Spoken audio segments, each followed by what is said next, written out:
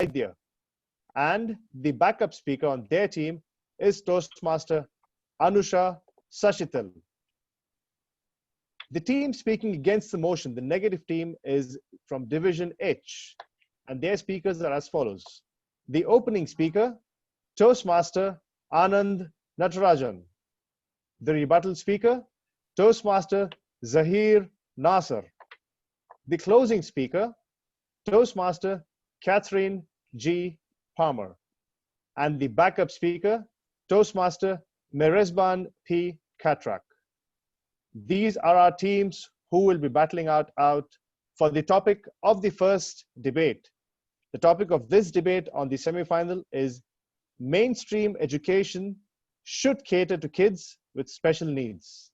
I repeat once again, the topic for this debate is mainstream education should cater to kids with special needs. So let's see if we are ready to begin the contest.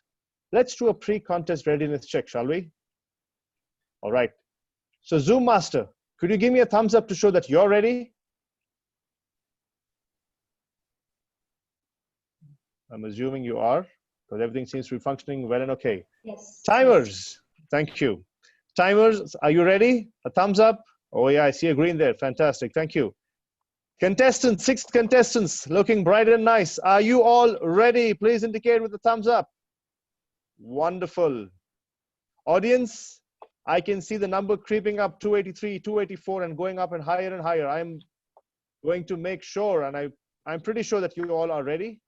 And last but not the least, Chief Judge, Distinguished Toastmaster Anil, do we have your permission to start the contest? Yes, go ahead. Thank you so much, Mr. Chief Judge. All right, so let's begin the contest. I would like to call upon the opening speaker from the team speaking for the motion, Toastmaster Priyanka Manchanda. Debater, are you ready? Yes, I am. Can you hear and see me? I can hear you and I can see you as well. Over to you, Toastmaster Priyanka.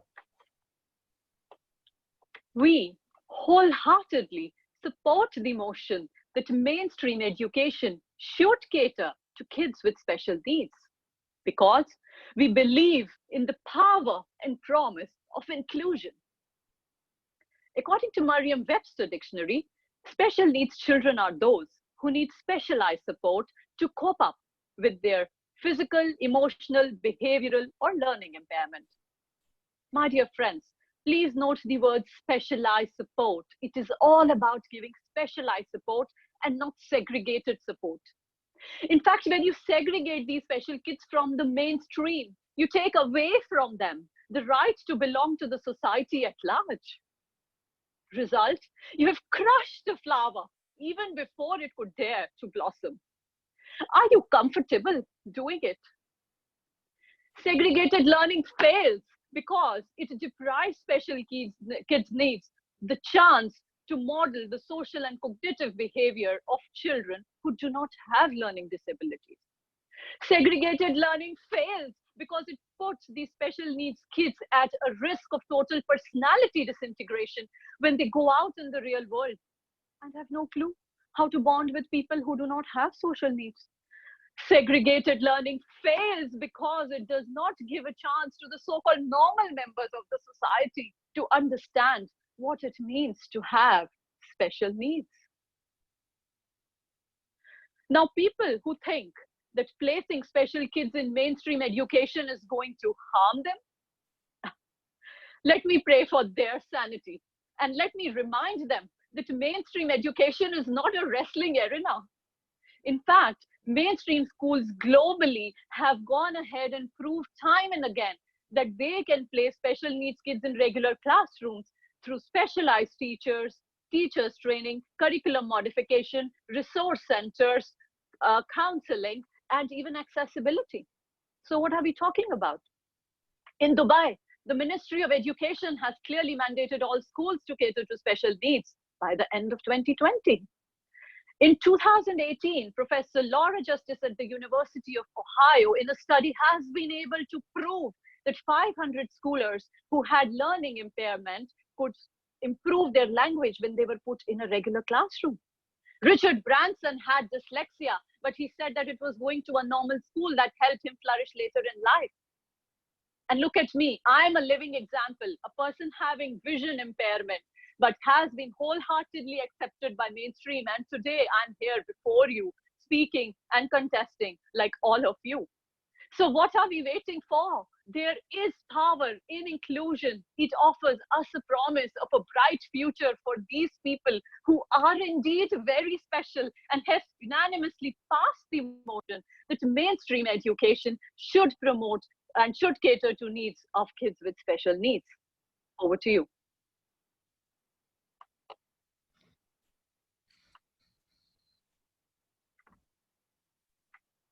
We will now have 45 seconds silence for the judges to mark the ballots, please.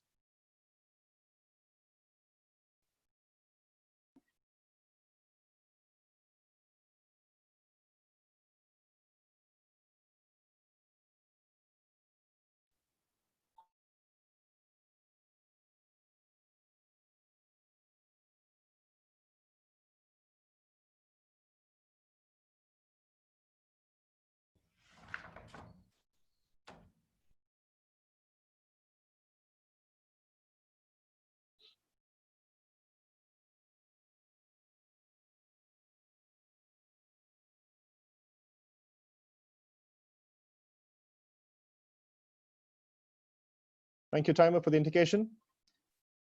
Now, I would like to call the opening speaker from the team speaking against the motion, Toastmaster Anand Natarajan. Debater, are you ready? Am I audible and visible? Audible and visible. Yes, I am. Over to you, Toastmaster Anand. My worthy opponents and this honorable assembly, good afternoon. What hypocrisy it is to push children with special needs into an education system that isn't willing to accept them. The very word special implies that these kids have unique requirements. Those requirements need special care beyond what the mainstream can actually provide. Contrary to what the opposition speculates or believes, we are convinced mainstream education should not cater to kids with special needs. US government statistics identify 18 types of special needs, ranging from the simple ADD down to Down syndrome and autism. When scientists haven't yet categorized these special needs, how can mainstream schools even think of dealing with them? Would we have a Helen Keller today had she attended a mainstream school? No. Obviously, a kid with special needs requires a special environment designed for them. Inclusion may sound very noble when we talk about special needs and children who need them. However, a recent article in the Research in Developmental Disabilities Journal establishes otherwise. A full inclusion had a detrimental effect on mainstream students themselves, as they were less likely to help a fellow special needs student and would rather walk away. Do you think they deserve this contempt and lack of dignity? We do not. Catering to special needs kids within mainstream isn't viable for most countries when costs are considered. Recent research at Cambridge University established the high costs and structural changes, not to just school infrastructure, but also to admissions, healthcare, financing, and even professional support staff. How many schools can afford this? More special needs categories require a separate curriculum. Can this separate curriculum be built into mainstream? The answer is an emphatic no. 3 recent studies conducted in UAE and Jordan reveal that 80%, I repeat, 80% of teachers at mainstream schools were unwilling to include special needs kids because they felt that their own training skills were insufficient to teach such students. We passionately believe that every child is special. Why then should a special needs child be forced into the mainstream that cannot cater to their special needs just to make things seem normal? They deserve way more than that to be merely included within society. With the With our conviction, we oppose the motion today that mainstream education should cater to kids with special needs. We believe that mainstream education should not and cannot take care of kids with special needs. Thank you. I request 45-second silence for the judges to mark the ballots. Thank you.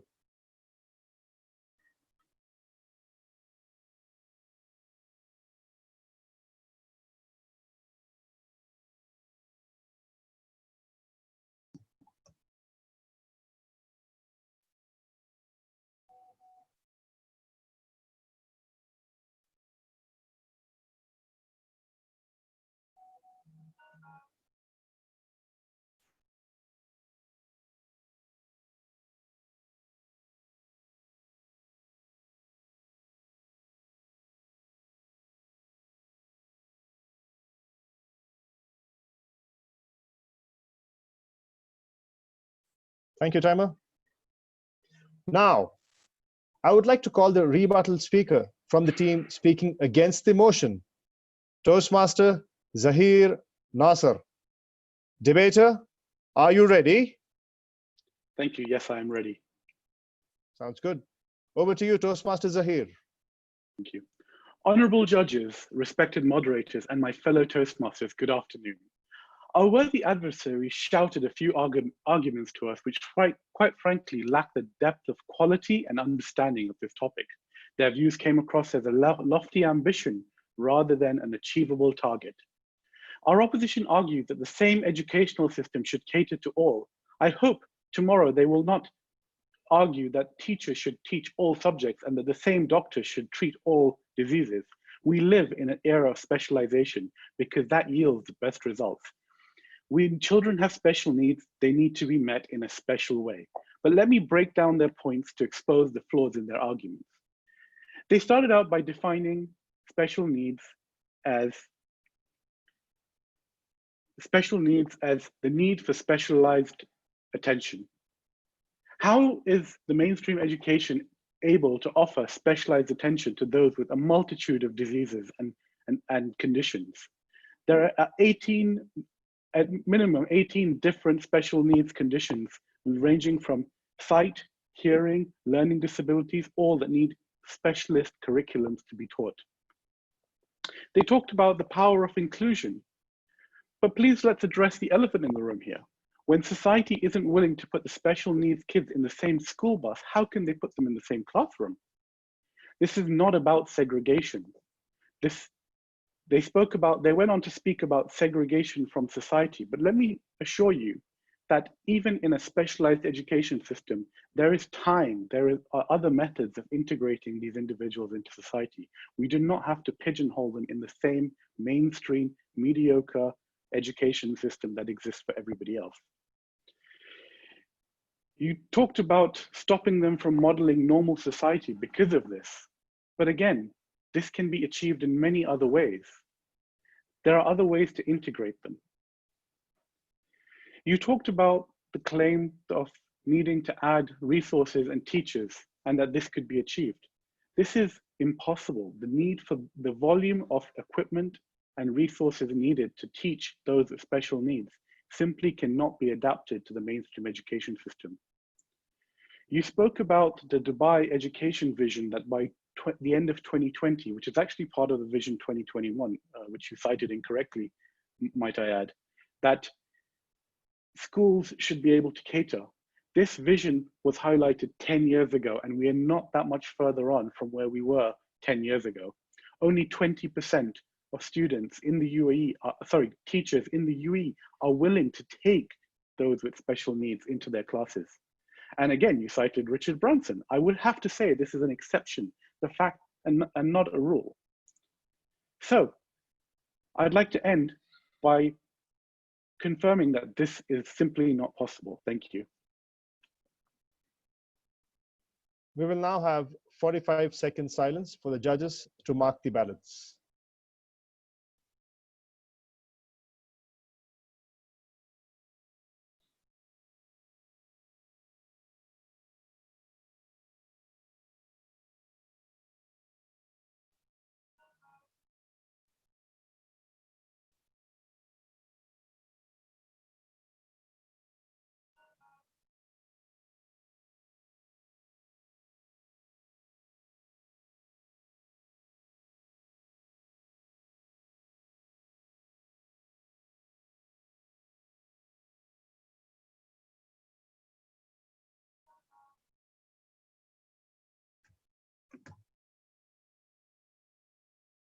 Thank you, timer. Now, I'd like to call upon the rebuttal speaker from the team speaking for the motion. Toastmaster Nisha Sahne. Debater, are you ready? Hi, am I audible and am I visible? Audible and visible. Over to you, Toastmaster Nisha.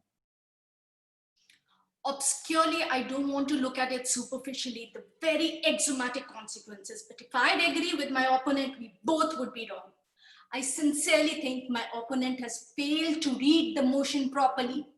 It clearly states the word cater. Mainstream education should cater to, should prepare.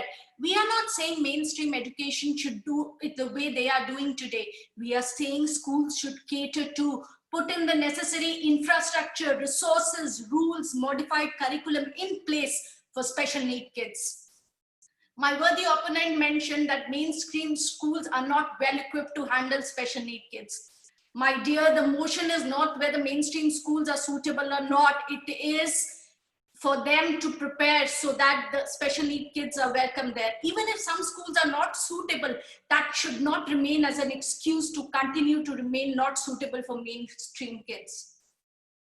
My worthy opponent mentioned that they need special environment. We are not negating the fact that they don't need special need environment.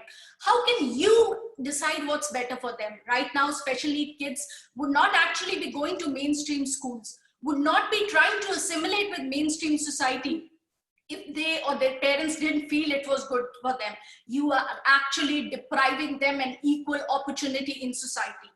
God forbid, if one child in a family is special needs and the other is normal, are you going to treat them differently? Are you going to put restrictions on special need kids? Are you going to shove the special need kids in a special room and saying you cannot do this? Well, that is morally and ethically wrong. Why don't we look at schools as one big family and eventually society as a whole? Take, for example, Steve Jobs, co-founder of Apple, suffered from dyslexia as a kid, went to mainstream school, Homestead High. Look at what all has he achieved in society, in life. What are you talking about? You said it isn't viable for most schools. Just because it isn't viable, schools should not cater to. What type of an argument is that? Schools need government funding. There are organizations and people who are passionate about the cause. So money is not a criteria for holding the school back. You mentioned an article. On what basis do you say that? What is the credibility in your claims? The mere fact that you package your words nicely does not prove what you are saying is right. Just merely assuming it is a statement would be wrong in this argument. You said education system isn't willing to accept. KHDA itself has put in the guidelines. All schools should be able to cater to special need kids by 2020. You mentioned 3 studies. Who did the study? What percentage of the world population was taken into consideration? For how many years the study was conducted? You mentioned percentage. Unfortunately, 1 peanut plus 1 peanut makes 2 peanuts. It's 100% growth. In the overall scheme of things, nothing changes. What special need kids today need is encouragement, celebration of their uniqueness and inclusiveness. All this is a testimony to the fact that mainstream education. We will now have 45 seconds silence for the judges to mark the ballots.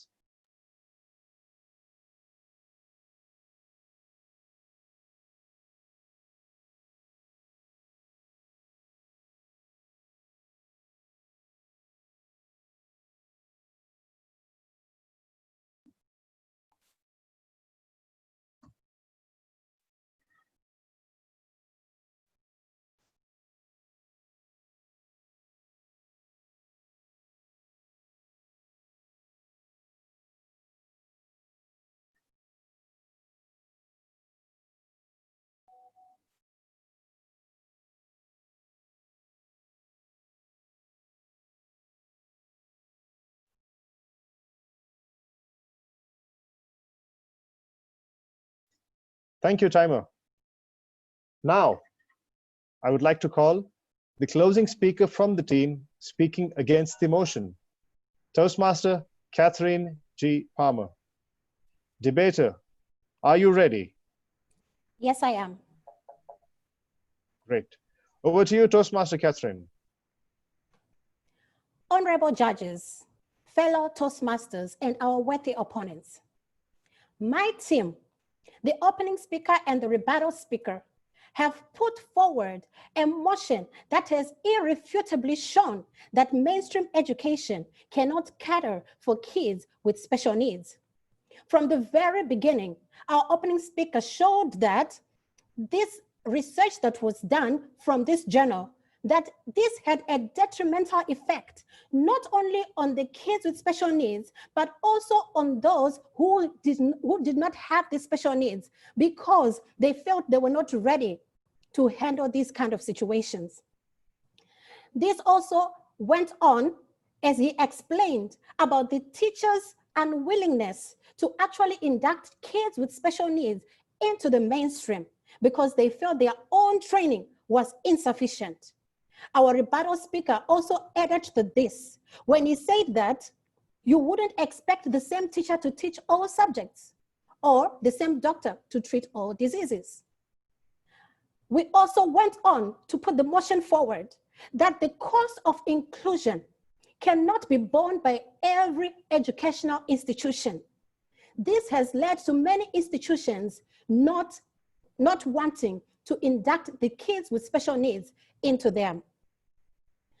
Now, my opening speaker and the rebuttal speaker also spoke about the different kinds of special needs. With the number of these special needs, how are we able to cater for these different special needs in one particular institution? All this information, the data and references brought forward have shown that the children with special needs deserve the right to education, just like any other child in society, and in an environment which clearly caters for their individual special needs. We rest our case. Over to you. Thank you. Now, we will have 45 seconds silence for the judges to mark the ballots.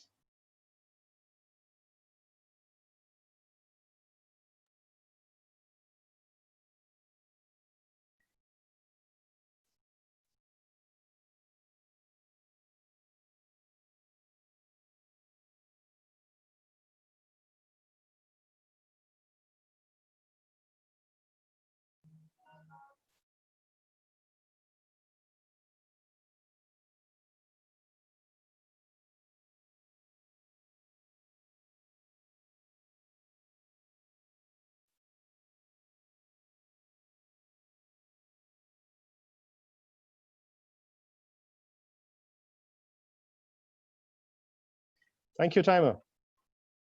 I'd now like to call the closing speaker from the team speaking for the motion, Toastmaster Smitha Vaidya. Debater, are you ready? Yes. Am I audible and visible? Absolutely, loud and clear. Over to you, Toastmaster Smitha. Good afternoon. Our team firmly supports the motion that mainstream schools should cater to kids with special needs because we believe in specialized treatment and not segregation. Our opening speaker has provided 3 clear points to drive home how segregation fails. 1, with latest empirical research of 2018 and examples like Richard Branson, we have proven that in company of other kids, there has been marked improvements in skills of special need kids and growth. It provides the much needed chance for special kids the motivation to go beyond their comfort zone. 2, inclusion prevents the risk of personality distinction when special kids enter mainstream in their adult life without preparation. 3, inclusion helps in creation of empathy in the other kids and a chance to understand the need for diverse kids. And our rebuttal speaker clearly reminded our opponent speakers the motion that the mainstream's education should cater to. It is not about the facilities that are available now, but the facilities which we need to aspire to. She clearly said it's not how do we determine whether determine that the equipments currently do not determine. The motion is not about whether mainstream schools are suitable or not. Even if some schools are currently not equipped, that should not remain an excuse to continue to remain non-suitable for special need kids. She even gave an example of a family which has a special needs kid. Shouldn't we all hope for assimilation and not segregation? And she clearly brought out the fact that viability cannot be a key criteria for determining whether we need to include special kids in mainstream education. She reminded of the guidelines of KHDA 2020, how it has. So let us not linger in doubts. Like my opening speaker says, let us celebrate the promise of inclusion and unanimously pass the motion that mainstream schools should cater. All right. Now, we will have 2 minutes of silence for the judges to mark the ballots and hand over the results to the ballot counter. Chief Judge, we shall wait for your go-ahead.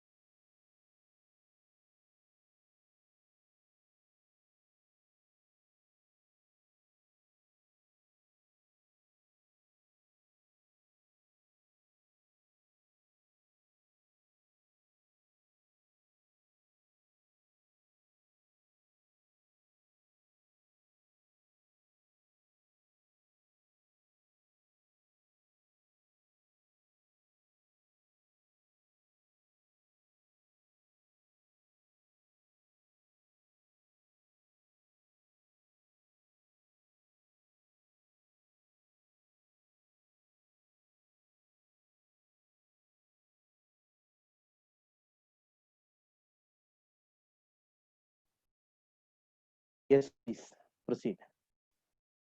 Thank you, Chief Judge, Distinguished Toastmaster Anil. Please note that the participation certificates for all contestants will be handed over to the contestants via email within the next 48 hours. And with that, we have reached the end of the first semi-final. And I'm sure the excitement amongst you all is extremely high to move on to the second semi-final. And who best to moderate this than a Toastmaster who is one of the shining stars of our District 105. A cheerful and bubbly person, much loved by all. She is well known for her impeccable sense of humor and has been a champion speaker at district contests. She has been a Toastmaster for more than 10 years, is married and has 3 kids. She lives in Ajman, and apart from speaking, she loves painting and stand-up comedies.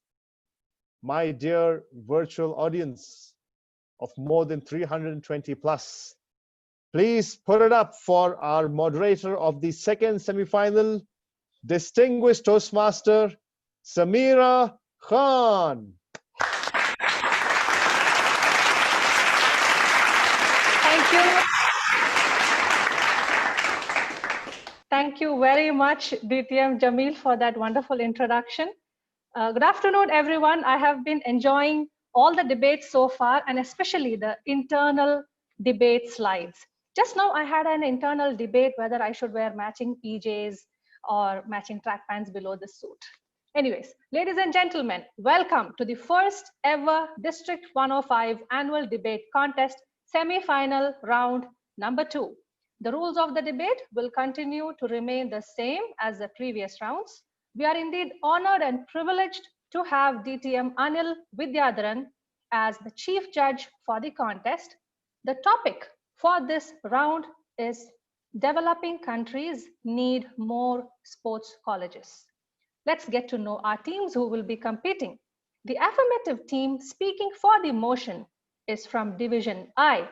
Opening speaker, Toastmaster Alakhananda Revankar. Rebuttal speaker, Toastmaster Niveen Bhaskar. Closing speaker, Toastmaster Deepa Balachandran. And backup speaker, Toastmaster Sikandar Saeed.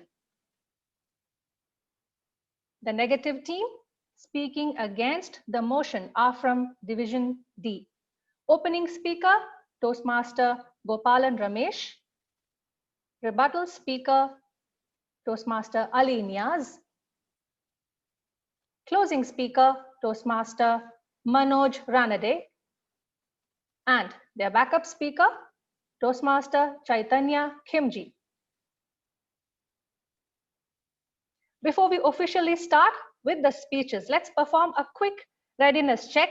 Zoom Master, are you ready? Yes. Timers, are you ready? Contestants, I'm sure you are ready. However, please indicate with a thumbs up. And audience, is your popcorn ready? Chief Judge, do I have the permission to start the contest? Yes, please. Thank you. I would like to call the opening speaker from Team Affirmative for the motion, Toastmaster Alakhananda Revankar. Hello. Debater, are you ready? Yes, I am. Over to you, Toastmaster Alakhananda. Good afternoon, everyone. A topic for today is developing countries need more sports colleges. We as a team are for the motion. Sports has the power to change the world. It has the power to inspire, and it has the power to unite people. Developing countries, as defined by IGI Global, means a country with little industrial and economic activity and where people generally have lower incomes. And sports colleges are secondary schools which promote sports alongside secondary education. Youth is the backbone of the economy. Today, sports emerges as an important component of socio-economic development of a country. Let's see the three main benefits of sports education in colleges. Students learn leadership skills, confidence, discipline, effective time management, and teamwork through sports. Winning on the playing field is as important as graduating in a college. So they learn the art of balancing their sports and academics. Sports promote the well-being of students. When you exercise, your body releases a chemical called endorphins, and they trigger a positive feeling in the body. To prove how sports colleges help in development of a country, we have the below points. The finding by Lear and colleagues 1, as published in Medical Association Journal in 2014 October, underscored the importance of promoting an active lifestyle in low-income countries, which leads to the development of country. To quote two countries, take an example of Jamaica and Croatia. Croatia, only on reaching the finals at the FIFA 2018, helped the country develop economically with the increased sports tourism. And Jamaica, I don't have to tell you all how well known it is for sports. They are well known for its Olympic medals and its famous sprinter Usain Bolt. Globally, sports tourism is a multi-billion-dollar industry. According to the estimates, global sports tourism was worth USD 7 billion in 2017, according to Cox and King. According to the study conducted by Wallustrat in 2018, the execution of a mega sporting event helped in development of the country, generates employment, and secures inflow of foreign capital. And it also generates players and athletes, and thus contributes significantly to the economic development of the country. To quote, to come across a quote which Ban Ki-moon, UN Secretary General, quoted, sports has become a world language, a common denominator that breaks down all the walls, all the barriers. It is the worldwide industry whose practices can have widespread impact. Most of all, it is a powerful tool for progress and for development of any country. Hence, taking all of these facts into consideration studies, we are for the motion that developing countries need more sports colleges. Thank you, debater. 45 seconds silence for the judges to mark their ballots.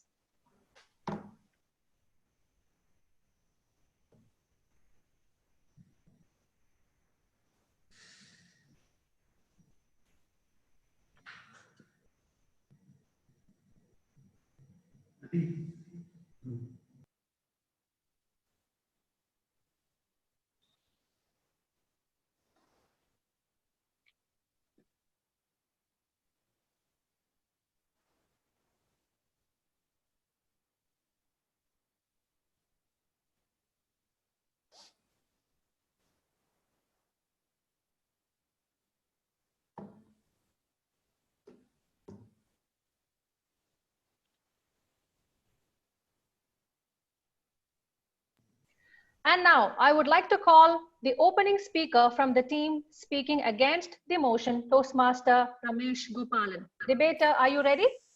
Yes. Over to you, Toastmaster Ramesh. As a citizen or a resident of a developing country, what would you want? Better job opportunities, a self-sustaining economy, a better healthcare system, or would you want to have more sports colleges? Madam Moderator, fellow debaters and friends, based on our research, we staunchly stand against the motion. The developing countries need more sports colleges. We do not want goal. We want beans. We do not want goals. We want beans. This outcry in Mexico during the World Cup football echoes the sentiment of every developing country. Three critical reasons why. Pressing priorities. According to IMF, debt to GDP ratio for developing country in India, for example, is 70%. Unemployment rate in Brazil is 12.6% against the global average of 3.3%. 23.6% of developing countries' population is below poverty line. Please make a note. These are pre-COVID stats. Developing countries are reeling to provide food, health, education for all. These statistics clearly demonstrate that the pressing priority for developing country is not sports colleges. Now, let's look at the validity of sports colleges. Let's take a look at India. India has 415 sports colleges already, which in addition to training, provide bachelor's degree, diploma and master's program in physical education. Now, to build a sports college of an acceptable infrastructure, it costs an average of about $45 million. In this background, let's take a look at some top sports colleges in India. Lakshmi Bai College of Physical Education, Gwalior. It was established in 1964 and has only 82 students. Its capacity is 500. Guru Gobind Singh Sports College, UP, since 1975, number of students 345, capacity 800. Despite this, India has made no significant impact in international arena. What do we need more sports colleges for? Changing the culture. Countries like Brazil excel in sports, notwithstanding the lack of exclusive sports colleges. Why? It's in the culture of the people. Inculcation of physical education from primary school is the key. A study by UNESCO in 1995 revealed that 16 developing African countries have no provision for physical education in primary schools. Therefore, the question for developing countries needing more sports colleges is completely irrelevant. Friends, developing countries need to address their pressing priorities upon which lives depend. They need to check validity of existing sports colleges and bring about cultural change. Based on these facts, I'm sure you are as convinced as I am that developing countries do not need more sports colleges. Madam Moderator. Thank you, debater. Now we will have 45 seconds silence for the judges.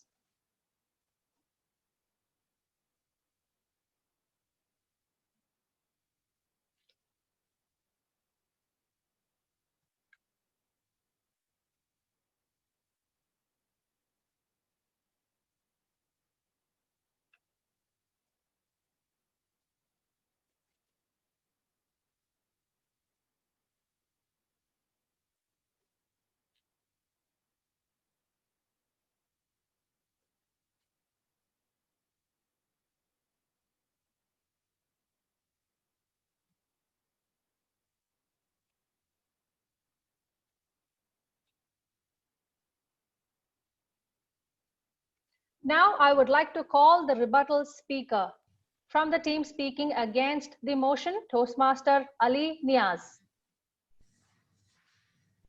You hear me? And Debater? Yes, I can hear you and I can see you. Debater, over to you, Toastmaster Ali Niaz. Good afternoon, Toastmasters and moderator. With all due respect, I think our team who has spoken for the motion has not really addressed the topic because they have not understood the topic. The topic is about sports colleges and whether development countries need more sports colleges. My worthy opponent's speech was entirely focused on the benefit of sports. He said sports is good for health. Medical journals have said sports is good. Sports builds character, sports builds culture, sports promotes medical tourism, sports tourism. She has not mentioned even a single word about sports colleges except maybe sporadically saying sports colleges. She has not pointed out the benefit of sports colleges. She has not pointed out how many sports colleges developing countries have, how many more they need. She has not given us any research, anything to support her contention that the number of sports colleges today are inadequate and therefore we need more sports colleges. Had she provided this information, I would have then been prompted to examine that more in detail and respond to that. But she has not provided any of the information. It seems that she has not even addressed barely the topic of sports colleges. She has addressed the topic of sports. I have no contention with that at all. I love sports. Every one of us loves sports. I am not even for a moment saying that sports should be discouraged, sports should not be encouraged. We should all encourage sports. But do we need more sports colleges for that? Does a developing country like India need more sports colleges? My speaker for the opening already mentioned, we have 415 sports colleges which are underutilized capacity. So why do we need more sports colleges? She mentioned two facts, Croatia and Jamaica, which were the two important facts, probably the only two important facts that she had mentioned. Croatia is not an underdeveloped country. Croatia is not a developing country, it's an underdeveloped country, first and foremost. So it doesn't even fall. Jamaica and Usain Bolt. For your information, madam, Usain Bolt did not come from a sports college. Usain Bolt was a self-made sportsman. And that actually supports my argument rather than your argument. Last but not least, she said that sports contributes to the economy of a country. Again, we're not debating it. Sports may contribute to the economy of a country, but do sports colleges contribute to the economy of the country? That is the fact of it. So to sum up very quickly, because there aren't really too many points to debate, to sum up very critically, okay, our opposition has not addressed the topic. We believe, given the facts that we have presented in the opening and the facts that I'm presenting now, because I'm not going to present any additional facts, facts that I'm presenting now very clearly demonstrate that our speaker has not made a case for more sports colleges, and therefore the motion should be dismissed without any doubt. Over to you. Thank you, debater. 45 seconds for the judges to mark their ballots.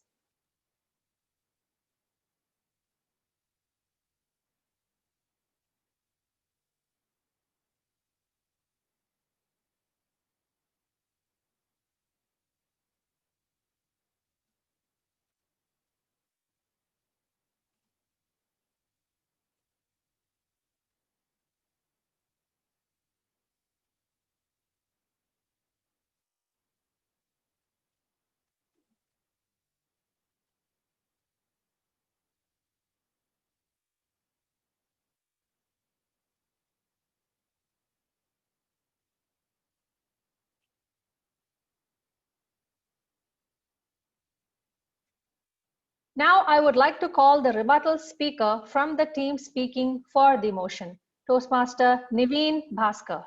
Debater, are you ready? Yes. Over to you. Thank you, moderator. As you can see, we are in sports satire, and we are for the motion developing countries need more sports colleges. My worthy opponent team started by stating that in a developing country, what does the resident want? He needs employment, he needs food, he needs money. Yeah, so what's the harm if he needs some sports too? Is it a problem? At least if they don't have the other facilities, let them play around. On a serious note, what we mention over here is that developing countries need sports colleges. We are not saying the other things should be removed, but they do need sports colleges. And why we say that is already elaborated by my opening speaker.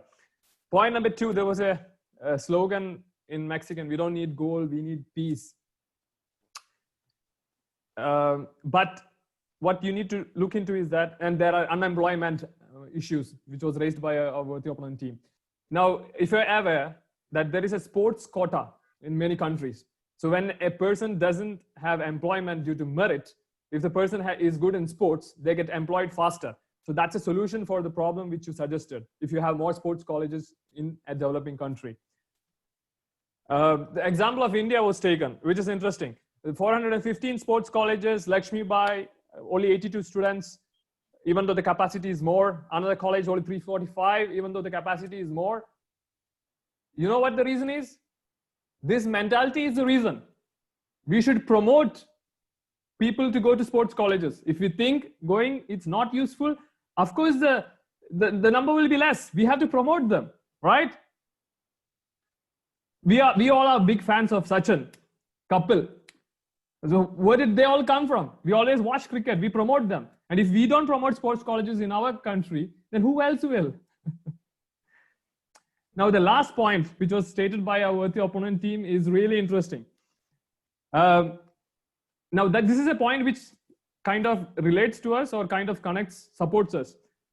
He mentioned that there are 16 schools, but none of them are into sports.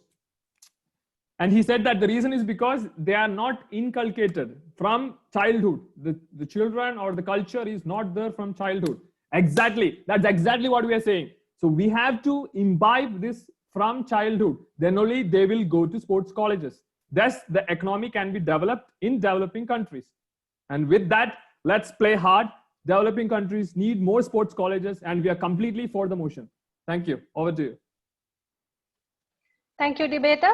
45 seconds for the judges.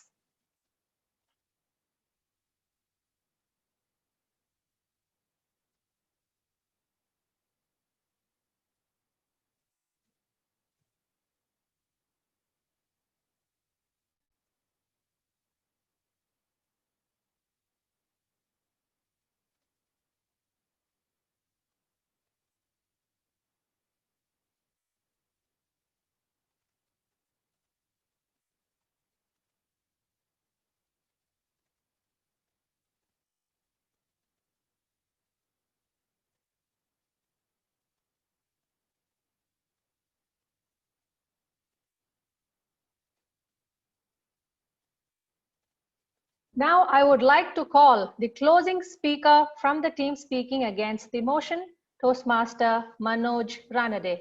Debater, are you ready? Yes, I am ready. Are you able to hear me and are you able to see me? Yes, over to you. Thank you. My team members have put up strong arguments as to why we are against the topic that developing countries need more sports colleges. Request the House moderator and the judges to focus on these two words, need and more. Our opening speaker brought to fore the pressing priorities of developing countries, which are challenged with larger economic and developmental issues, such as the high 70% GDP, debt to GDP ratio of India and 12.6% unemployment in Brazil. Need, as such, for more sports colleges is not a priority for developing countries. As an anomaly, developing countries which do have more numbers of sports colleges, such as India, 415 of them, remain largely unutilized and haven't actually produced much despite the huge investment. ROI, extremely low. Finally, he emphasized that developing sports is a matter of culture, and this culture needs to be inculcated at a very early age. And hence, exposure to physical education and sports needs to be given at the primary level. And then when children grow up and develop a liking and little expertise to a particular sport, they can acquire the expertise going through academies rather than general sports colleges. Our rebuttal speaker refuted whatever points were said by the 14 in the opening speech, which were largely about promoting sports. And I repeat, we are not against sports, but we are against the need of more sports colleges in developing countries. Friends, life is all about getting your priorities right. Today, the largest developing countries in the world are committed to developing their economies and raising the living standards of people. In this situation, do they need more sports colleges? We really don't think so. Hence, we move against the nation that developing countries need more sports colleges. Thank you, and over to you, Madam Moderator. Thank you, debater. 45 seconds for the judges to mark their ballots.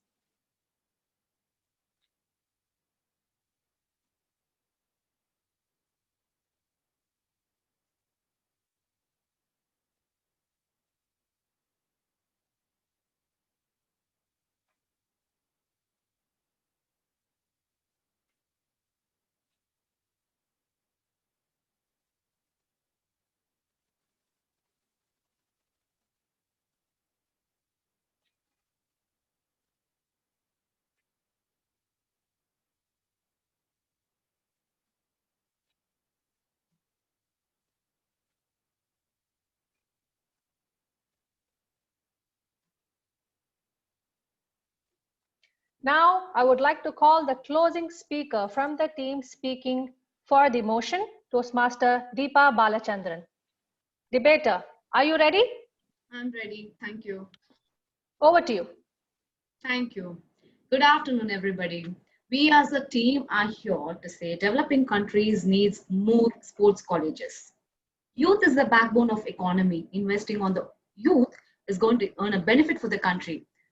That's why involving them in sports college has three main benefits. They learn leadership skills, they balance sports and academics, and being happy, being in euphoria, because through release of endorphins when there is a sports activity. And developing countries needs more sports colleges, and we have three vital points to prove. First, sports is an important component of a socio-economic development of a country. Point number two, execution of mega sporting event helps developing infrastructure and more employment opportunities. And third, sports tourism, the billion-dollar earning industry. And we have two classic examples, living examples in the world. The Croatia, which made its big economic development post 2018 FIFA finale. And the second, Jamaica, it wouldn't have come to the world if not for investing in the sports colleges in their country. And we have a scientific proof, two main proof. One, Lear and colleagues, Medical Association Journal. The second one, study by Valistration in 2018. Our opening speaker had clearly elaborated on all this. And our rebuttal speaker had smashed away all the points of our opponents, saying, reinforcing that need for sports and about sports quota, and the sports colleges are not filled because we are not encouraging from the childhood for this, encouraging the kids for the sports activities. So we as a team stand for the motion that sports colleges are necessary for a developing country. Kapil Dev, India was in the world front only because of him, and we need more Kapil Devs, and for that, for a developing country like India, we need more sports college. Thank you. Over to you, TMOD. Thank you, debater. Now we will have 2 minutes of silence for the judges to complete their ballots and hand over the results to the ballot counter.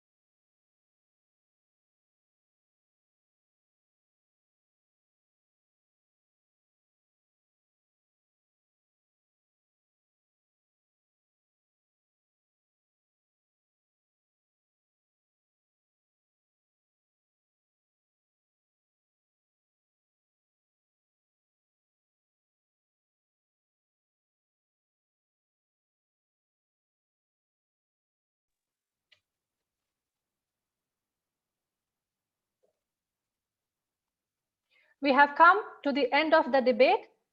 Chief Judge, can I close the contest? Yes, please.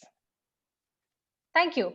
Contestants, please note that your participation certificates will be sent by email within the next 48 hours. Ladies and gentlemen, please fill your popcorn bags because the fun continues with semi-final round number 3. The moderator for this round is from Abu Dhabi. She is an electrical engineer from the oil and gas sector. She loves to paint, read, and travel. She experiences an internal debate every single day with her mind and heart.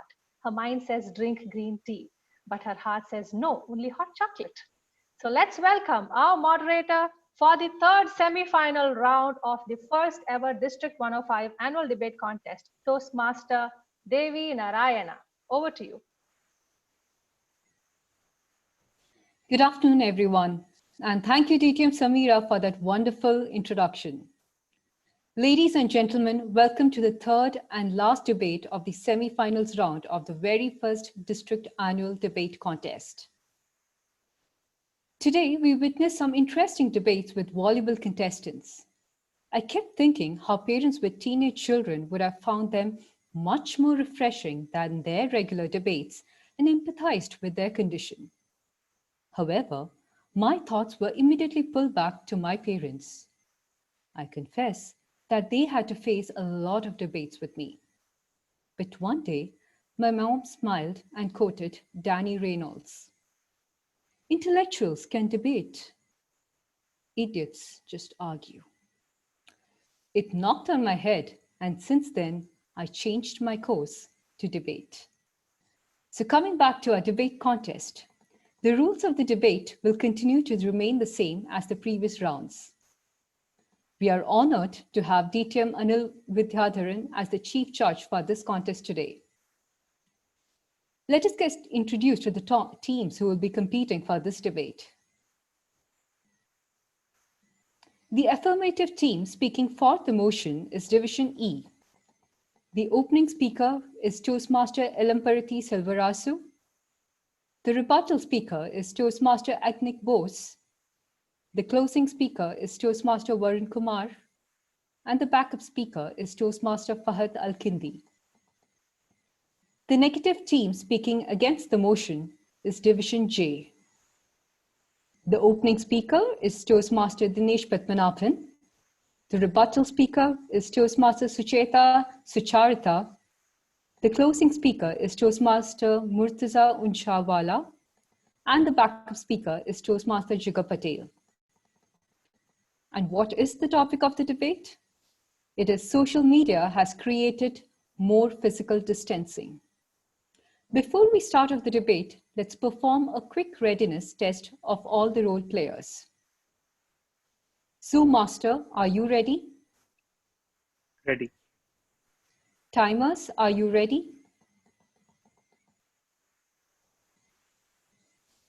Thank you. Contestants, please indicate with a thumbs up if you are ready. Thank you. I'm sure the audience is already geared up. Chief Judge, can we have the permission to start the contest? Yes, please. Thank you. So let's begin the debate. I would like to call the opening speaker from the team speaking for the motion, Toastmaster Elamparathi Selvarasu. Debater, Good afternoon, Ms. Moderator. are you ready? Am I audible?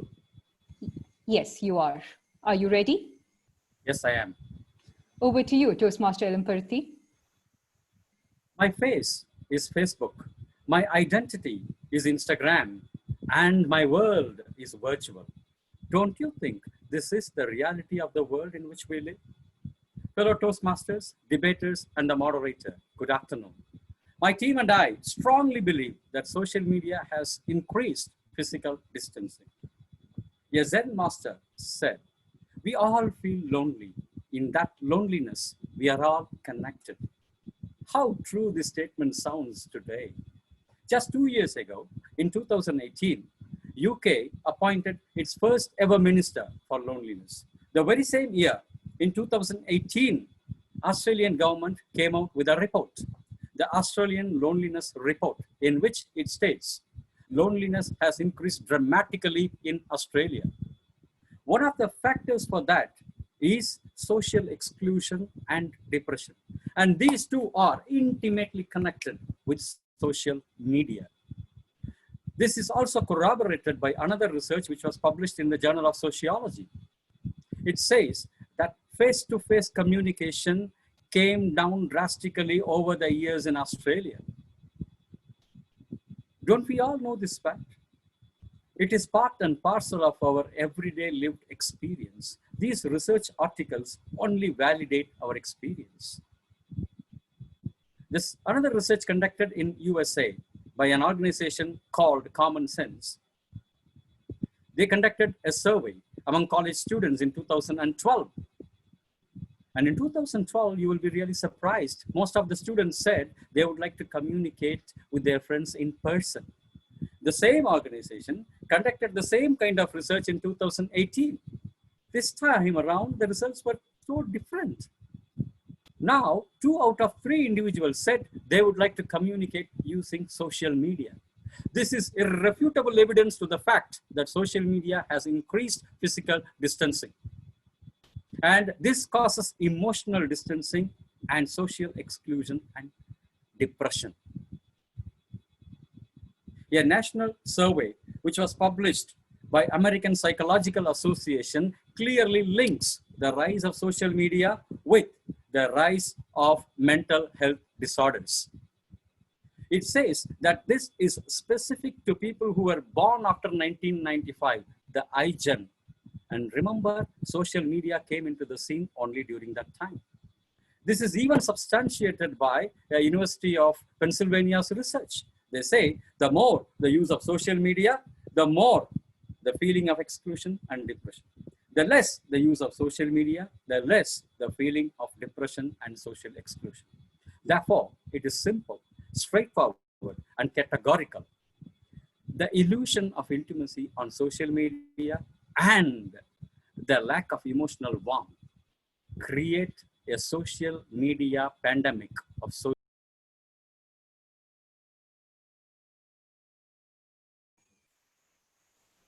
Thank you, debater. We'll have 45 seconds of silence for the judges to mark their ballots.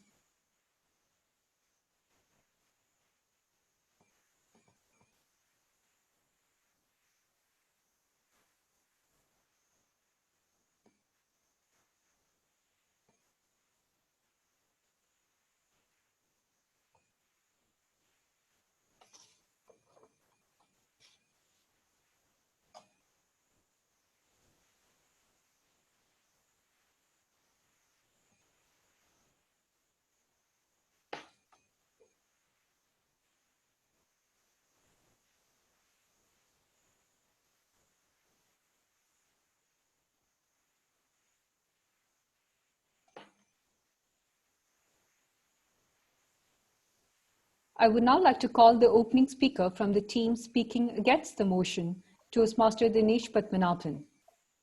Debater, Hi, are you ready? Hi, good afternoon. Can you hear me? Yes, I can. I'm ready. Over to you, Toastmaster Dinesh. Good afternoon, contest chair, our worthy opponents, and fellow Toastmasters. We stand today here to speak against the motion. Social media has created more physical distancing. Merriam-Webster defines social media as a form of electronic communication through which users create online communities to share information, ideas, personal messages, and other content. Physical distancing existed in the world before social media came. One of the main reasons that social media was created was to reach to more people, and it would help in reducing physical distancing between them. Social media actually helps in bridging physical distancing. How? How are mega events promoted and organized today? Be it entertainment events, social causes, environmental events, sport events like the FIFA World Cup. How does this information reach the masses? It is only through social media platforms like Facebook, Tumblr, Twitter, and YouTube, who are playing more and more significant roles in connecting people, both domestically and internationally. Social media platforms have become one of the main methods of rallying people around a cause physically. Social media today has reconnected you to your long lost childhood friends. It is this connection of social media that has made you get in touch with them, plan reunions, and even finally meet them in person. Toastmasters is all over Facebook. Why is it so? Because it is the most effective way meetings are scheduled, timings are agreed, venues are chosen, directions are shared, and attendance confirmed. Research published by University of Missouri in Columbia in 2019 stated that the social media use of individuals from 2009 to 2011 found that the use of social media did not change direct social contact. My team and I emphatically state that social media is a hugely powerful tool which, when used appropriately, increases bonds and relationships, promotes communication and sharing of information, and brings us closer with our near and dear ones rather than increasing distance. We firmly, therefore, stand against the motion. Social media has created more physical distancing. Over to you. Thank you, debater. We will have 45 seconds of silence for the judges to mark their ballots.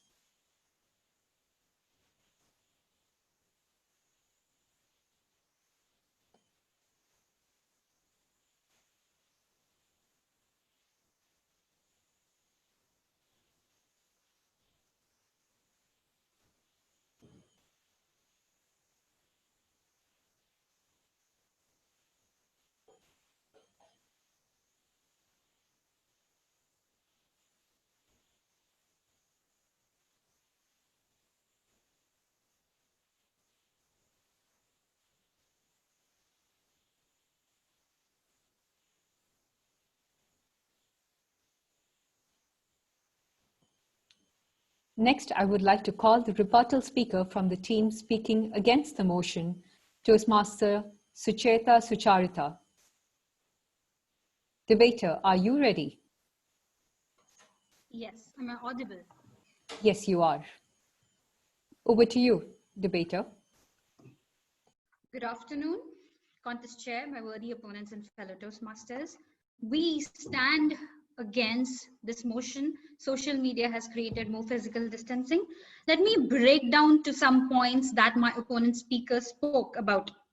He spoke about depression. Let me tell you, my dear opponent, depression does not have a face.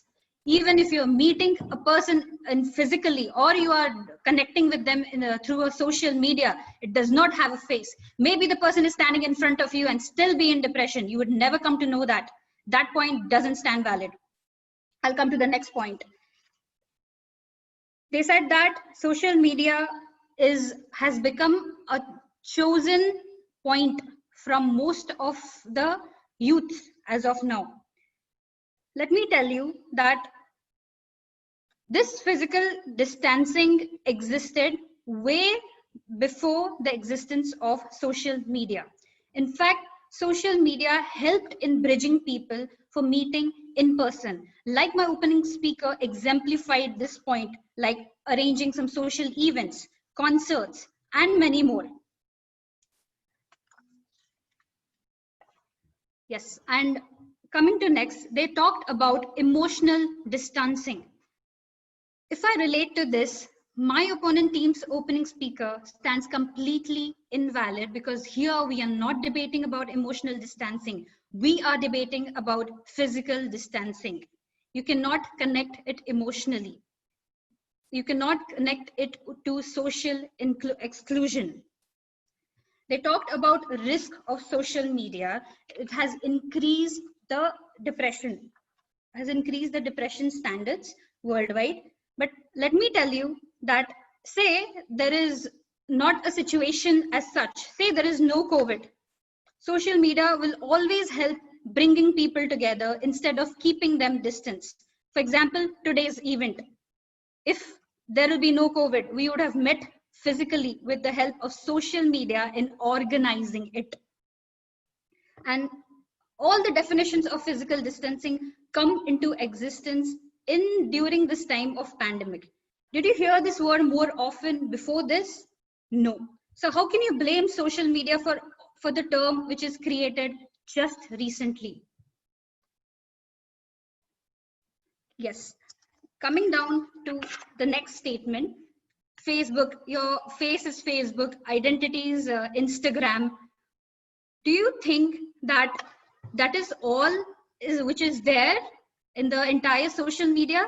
Is it not, for example, Toastmaster, how we speak, is it not what research we share? Is it all about Facebook and Instagram? It is not. Hence, I reiterate and reinstate that social media has not created more physical distancing. Over to you. Thank you, debater. We will observe 45 seconds of silence for the judges to mark their ballots.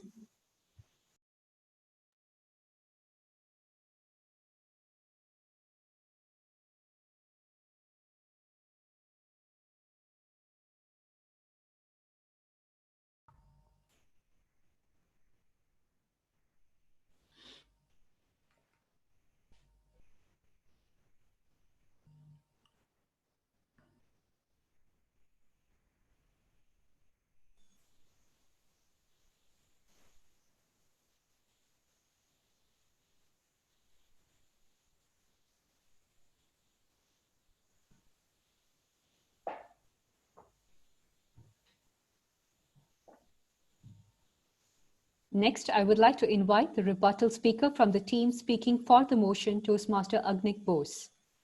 Debater, are you ready? Yes. Over to you, Toastmaster Agnik.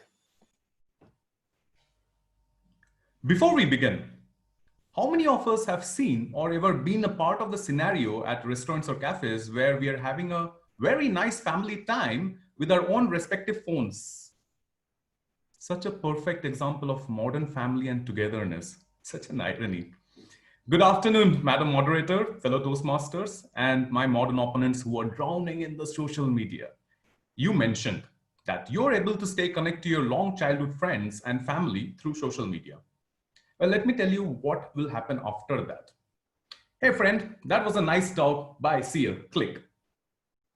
I could have actually gone to him and spoken to him in person and have a better discussion. But again, taking out the car, booking the flight, going all the way there, I don't want to do that. I can get in touch with him with a click of a button. But am I really close to him? I can actually, this is the reality. No matter how close you think you are in that little bubble of illusion, but in reality, you're not. You're lazy. You do not want to put the efforts for others. You're increasing the physical distance literally and mentally through social media.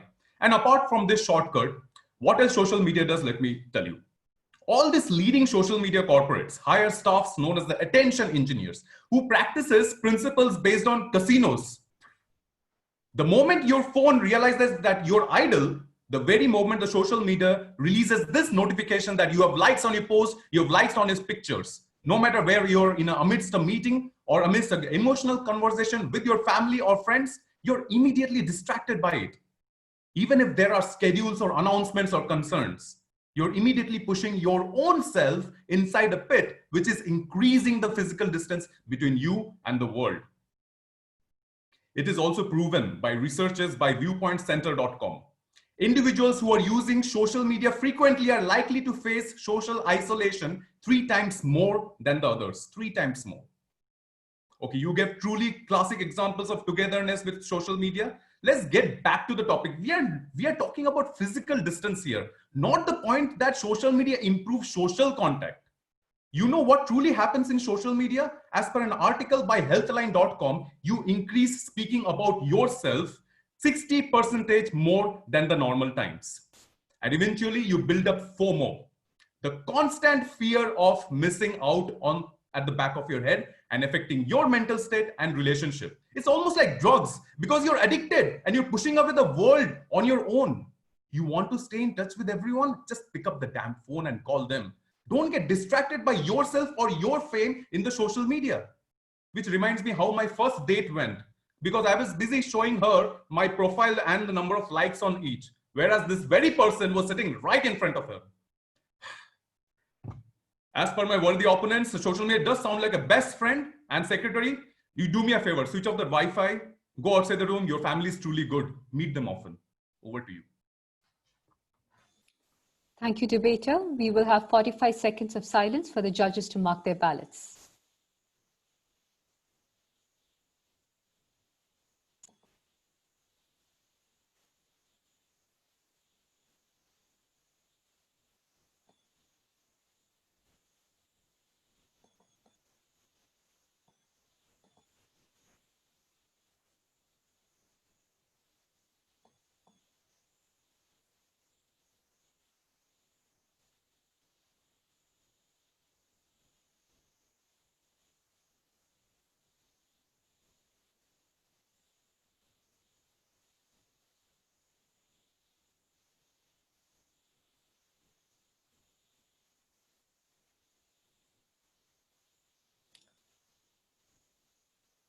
Next, I would like to invite the closing speaker from the team speaking against the motion, Toastmaster Murtaza Unjwala. Debater, are you ready? Hi, I'm audible? Yes, you are. Thank you. Are you ready? Yeah. Over to you, debater. Respected moderator, worthy opponents, and my fellow Toastmasters, good afternoon. My opening speaker, by giving latest definition, purpose of social media, and facts, has cogently, eloquently, and cognitively established that social media has not created more physical distancing. He has clearly and lucidly explained how physical distancing has existed in the world even before social media came into existence. And in fact, the social media has bridged the gap of physical distancing. He cited credible research and findings from University of Missouri, Columbia, which empirically highlights social media use was not associated with changes in direct social contact or physical contact. Our team, by providing several points from organization of mega events for entertainment, social cause, sports events, which are able to reach to the masses only because social media existed, and which helps to organize large physical gathering. My rebuttal speaker rebutted on a point of depression due to physical distancing, face-to-face communication gap, emotional distancing due to social media does not hold good. They are illusions, hypothetical, and apprehensions supported by some small research. Social media is usually a powerful tool which, when used appropriately, increases bonds and relationship, promotes communication and sharing of information, and brings us closer with our near and dear ones. I am sure it has given a wake-up call to our worthy opponents, and further must have enlightened the audience and the judges equally to reject this motion. Our team strongly rejects the motion that social media has not created more physical distancing. Over to you. Thank you, debater. We will have 45 seconds of silence for the judges to mark their ballots.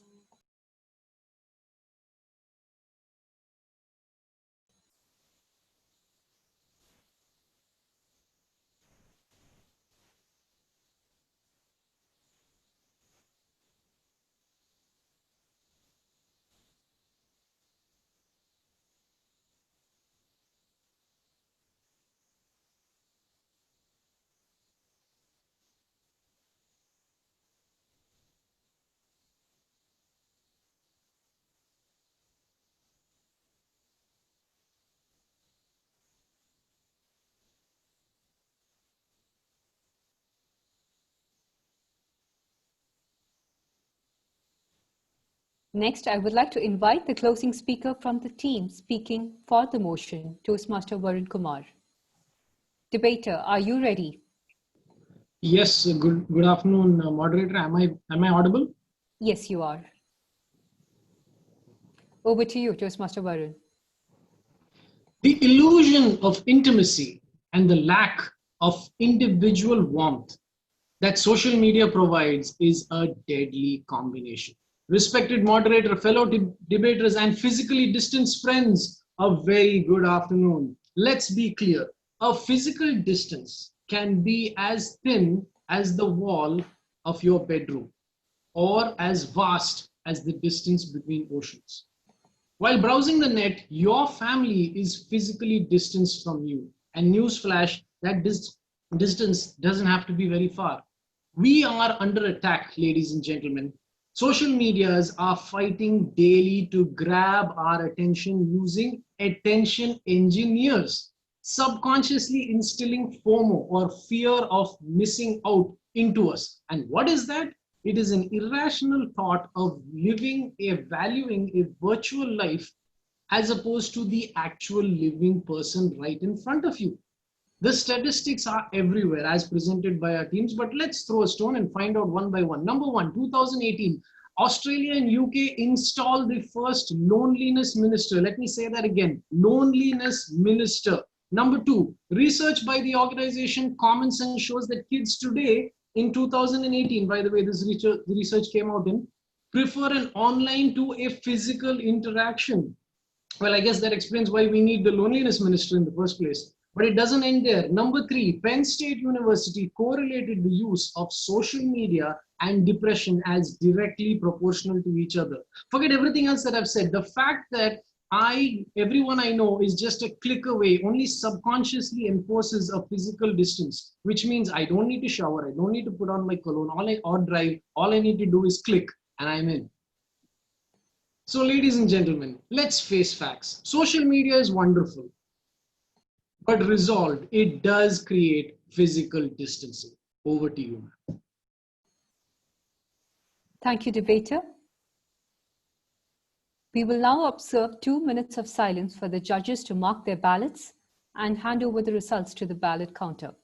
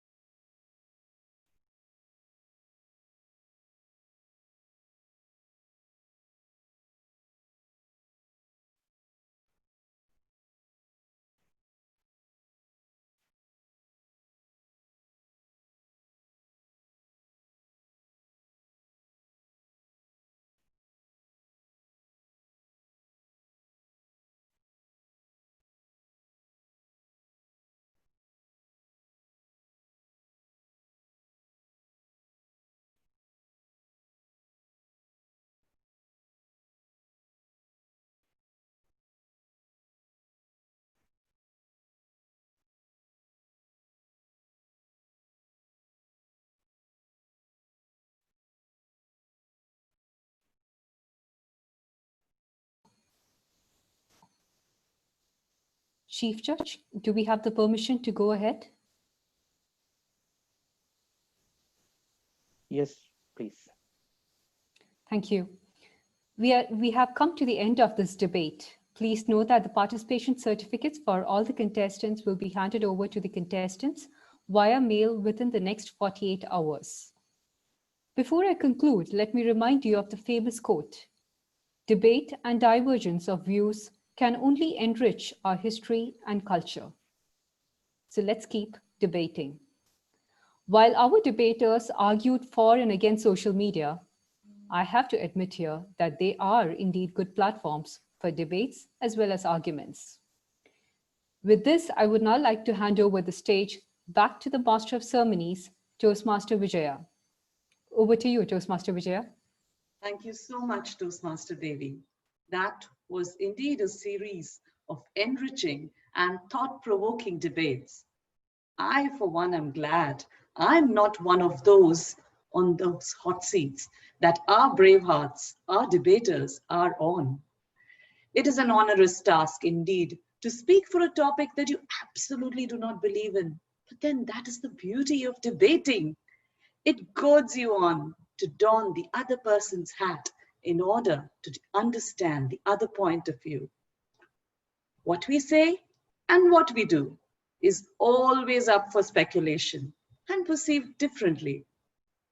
Now you, my dear audience, have been having it too easy, sitting back in your homes and enjoying the show. You have had a lot of food for thought, served on a silver platter. So now I think it's time for me to pick your brains for a while. Let me think. Now, figurative language often says one thing and means another. The difference in literal and figurative meanings is probably best exemplified through idioms. So come on, let us put you to the test. I'm going to pick your brains for a while by showing you some pictures that denote some very well-known idioms. Kindly flex your cerebral muscles and use your digital dexterity and type in your answers in the chat box. Idioms, as you can see over here, they say one thing and mean another. So the first one is here. This one you all must be breaking the ice. Absolutely right. So the next one too is going to be, come on, a piece of cake. You're absolutely right. And can we now move on to the next one? Who's going to take this? Yes, oh my gosh, we have so many takers waiting to bite the bullet. Okay, shall we move on? This one needs a little bit of thinking, is it? I don't see too many answers. Yes, that's right. Hold your horses. Oh my gosh, you people sure know your idioms. And what is this one then? Very true. We don't believe in cutting corners, do we, when we want to answer? Look at the way the chat box is running. I'm so thrilled. So I'm going to cut no corners and move to the next slide. This one's easy. Yes, this one is the cat out of the bag, and I'm going to let the cat out of the bag. I hate cats. I have a phobia for cats. So I'm going to move on to the next one immediately. Now, who's going to do this?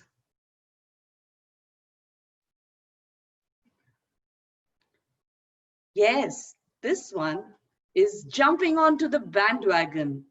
Do we do that? One wonders, does one often jump onto the bandwagon just for the sake of the music? Or just because we want to be a part of the fun? So let's see what's there ahead of us. The next one, please. You all have had your lunch.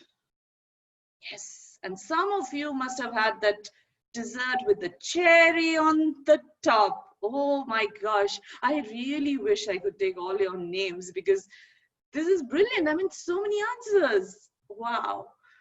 Now I'm going to go to the next one, and this one is probably, tell me the answer. Yes, a tough nut to crack. Absolutely, bang on. Oh my gosh. You people have been using a lot of rhetorics in your speeches, I can tell. And I'm looking for somebody who does this, who wears their heart on their sleeves. Totally. You rarely find anyone these days, especially in the other gender. Anyway, anyone who does that can meet me later. What about this one? Yes, born with a silver spoon. This is somebody who's born in a family with connections. The royal family, some of my friends love the royals. Now let me move on from royalty to the common man who often, yes, we see eye to eye. But during a debate, do we really see eye to eye? Let's move on to the next one. There is no point after something is done to cry over the spilt milk. Fabulous, fabulous. This is one of my favorites. Can anyone guess? Yes?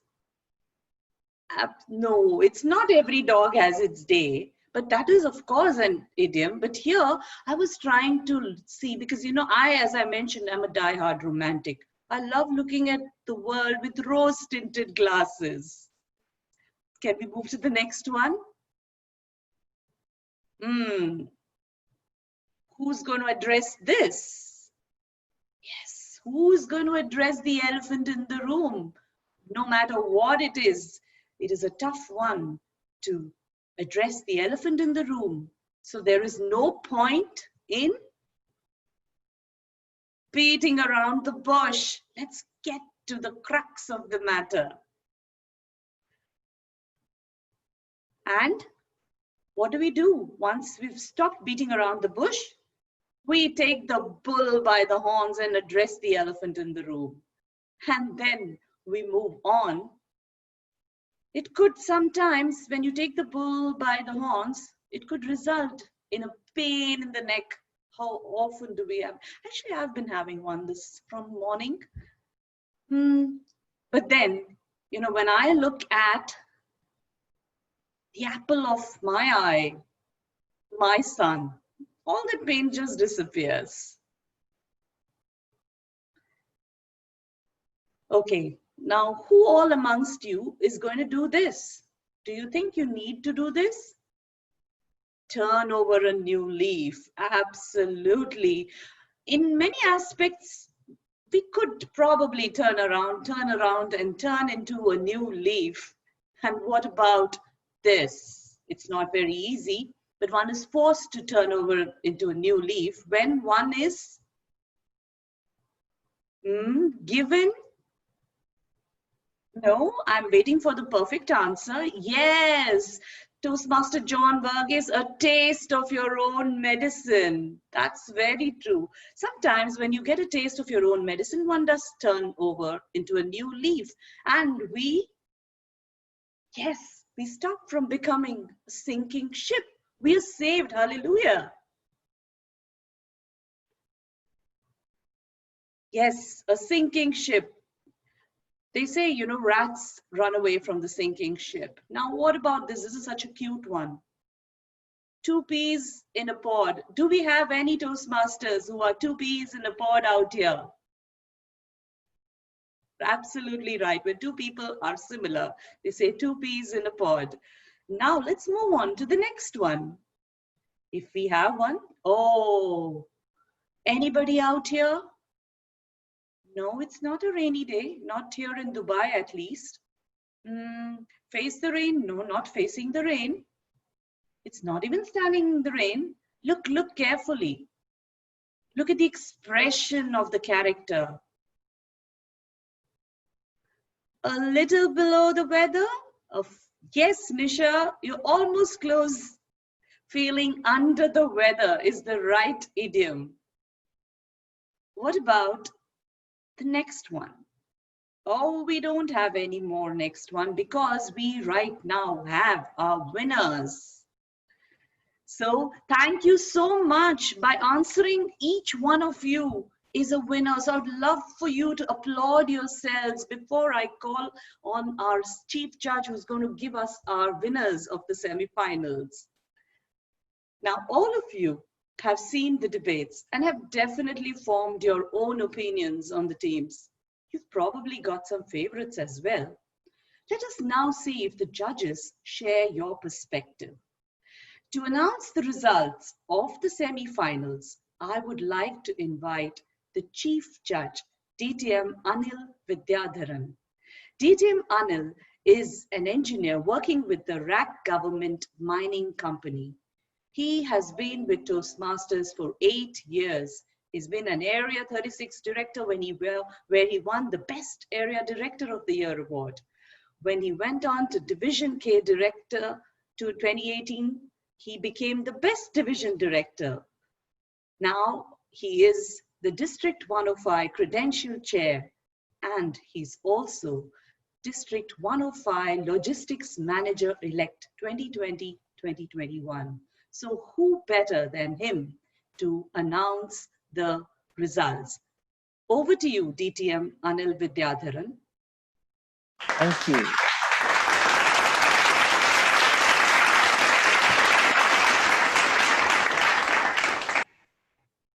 Thank you, MC, for your nice introduction. Very good afternoon, one and all who present here in the house to cheer and support District 105's ever first interdivision debate competition 2020. Now, it is the time to declare the semi-final results. There was 3 semi-final rounds between 6 teams who qualified from the quarterfinals. And I can imagine the immense heartbeats from each one of you are waiting for the finalists who will participate today's event. For semi-final 1, for us, basically, if you are looking to that, all are winners and champions. However, for academic interest, one has to be voted over other. And the team has been voted today in semi-final 1 between Division L and Division H. Mainstream education should cater to kids with special needs. The team won Division L. Please, thunder of applause for them.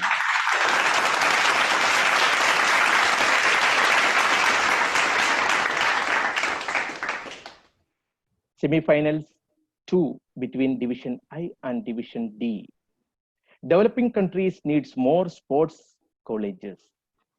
And today's winner is Division D.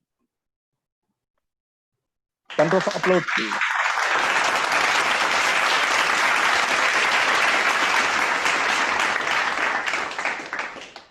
Semi-final round number 3 between Division E and Division J. Social media has created more physical distancing. And the team has been voted today is Division E. Thunder of applause, please.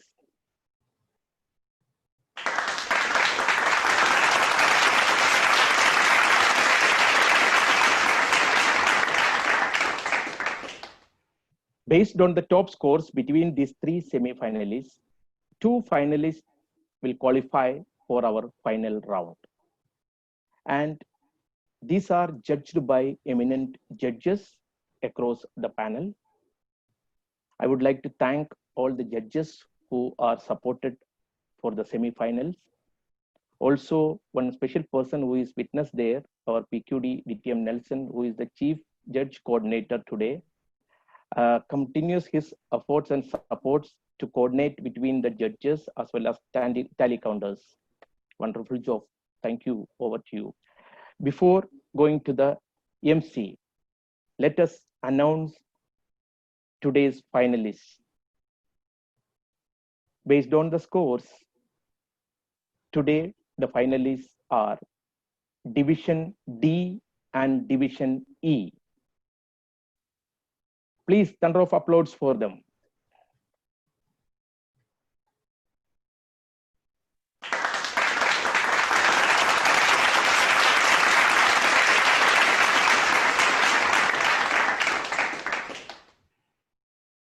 Thank you all who are here, who created history in the name of District105's ever first division, inter-division debate contest. And we are going to witness the final between Division D and Division E.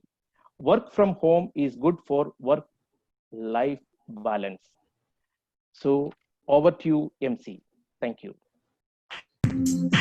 Thank you so much, sir. And congratulations to the winners who will now have a face-off at the finals. Winners, you are please requested to join the Zoom link shared in the contestants group for the draw of lots. John F. Kennedy said, "We must find time to stop and thank the people who make a difference in our lives." Gratitude is a currency that we can mint for ourselves and spend without fear of bankruptcy. To spend this currency, I would now like to invite the adroit, affable, and charismatic District 105 Public Relations Manager, DTM Rania Abul. A Toastmaster since 2005, DTM Rania is based in Jordan and is a member of 3 clubs there. Throughout her years in the fraternity, she has held several leadership positions at all levels, including being a division director twice and a district secretary. She is the club growth director-elect for the district next term.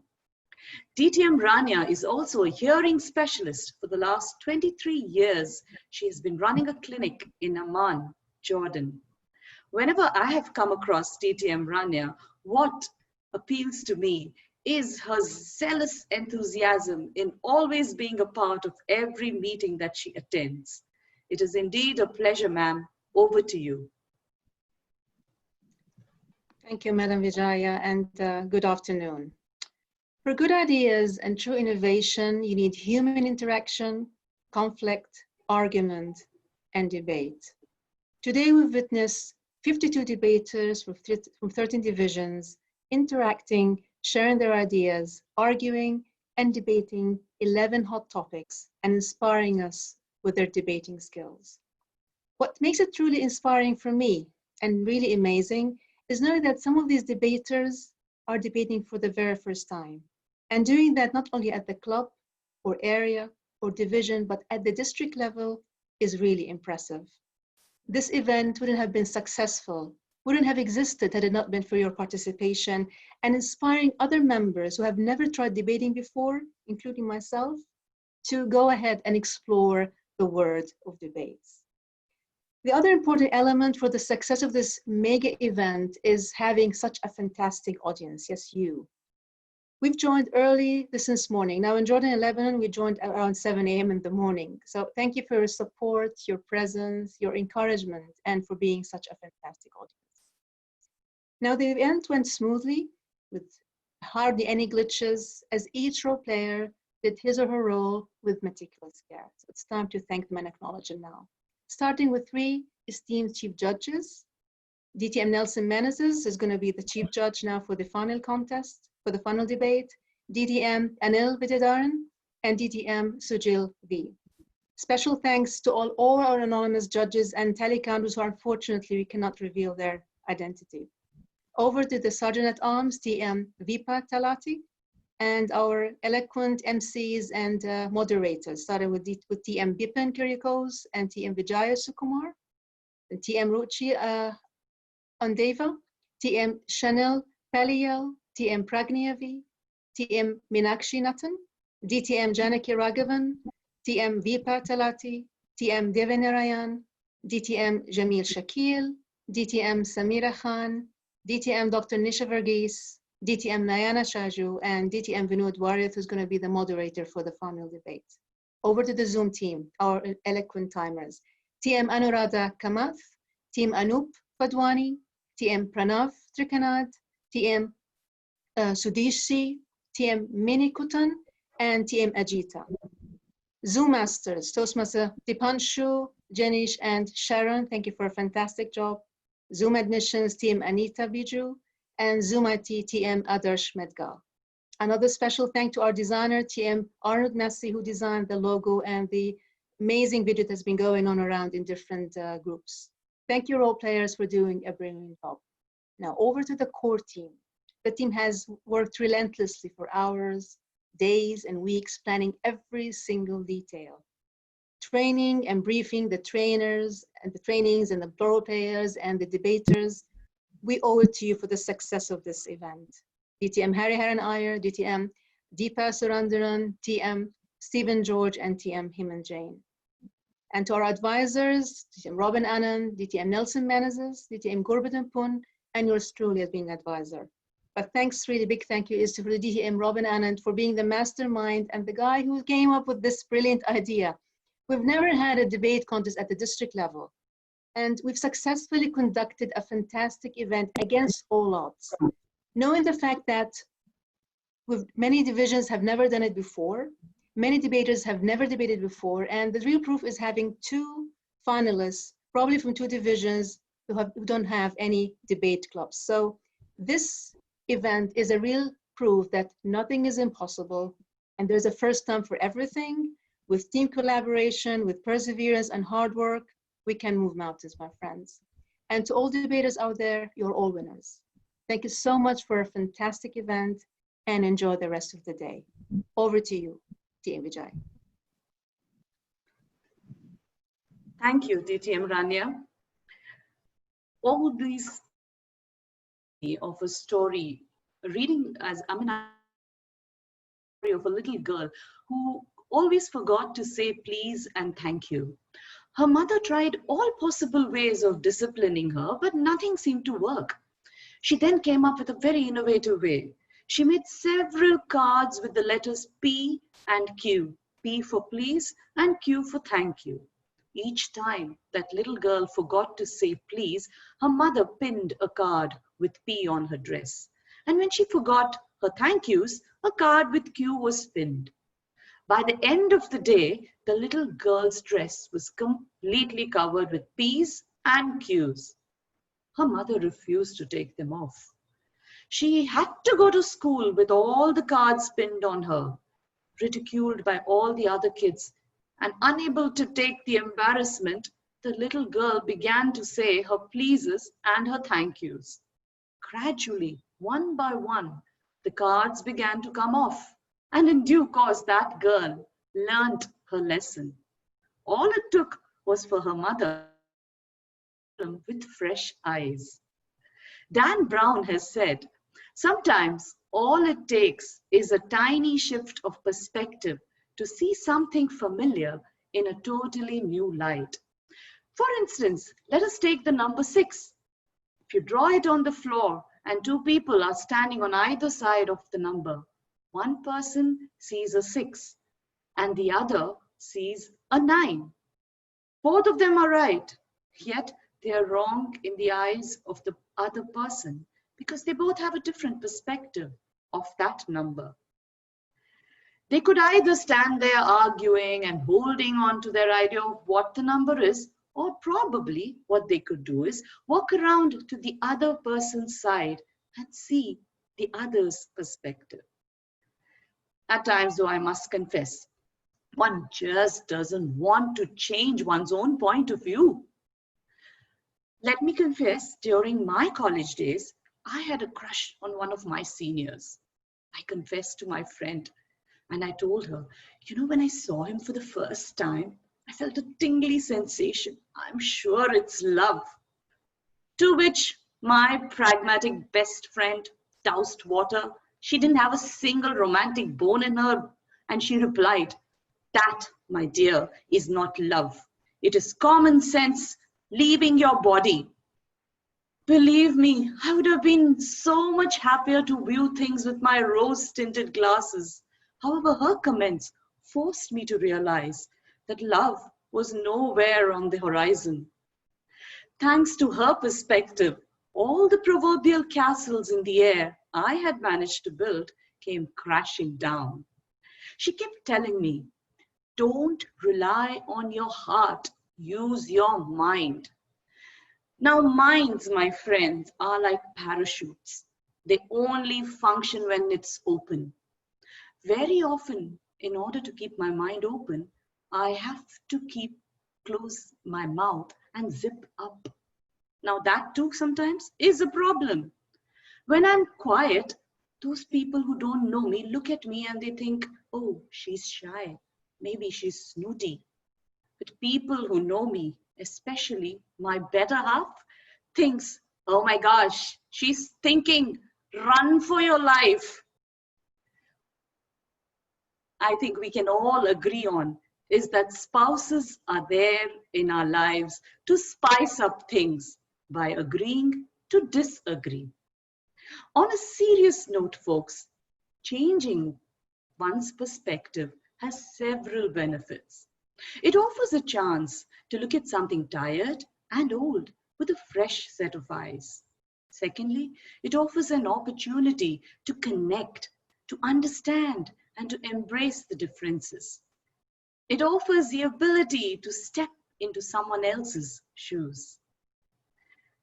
Ladies and gentlemen, it is now time for the ultimate showcase of perspectives to take center stage.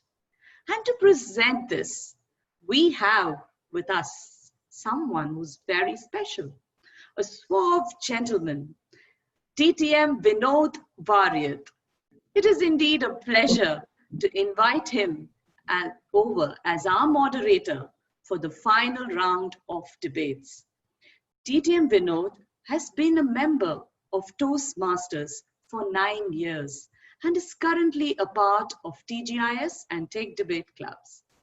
Working with EY as part of their tax technology team, Vinod is a Toastmaster, a traveler, and according to him, a master procrastinator who has found in his wife the perfect antidote to himself. Now that is his perspective. I'll have to go and check with his wife Lavanya whether she feels the same. Over to you, DTM Vinod Variat.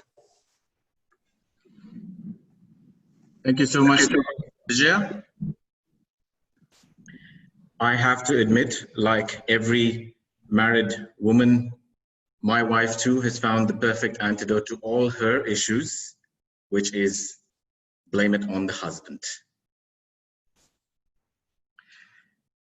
Now, I would like to welcome everybody here to the grand finale. I consider myself privileged and fortunate.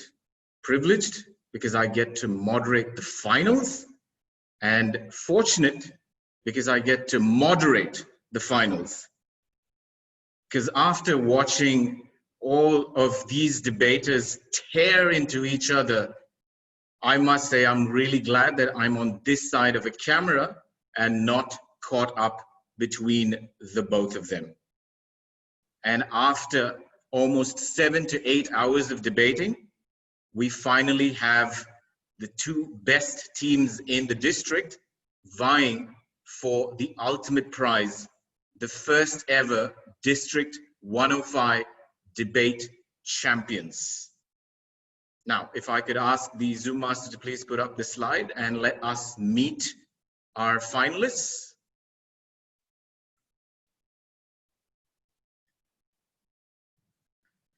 There you go.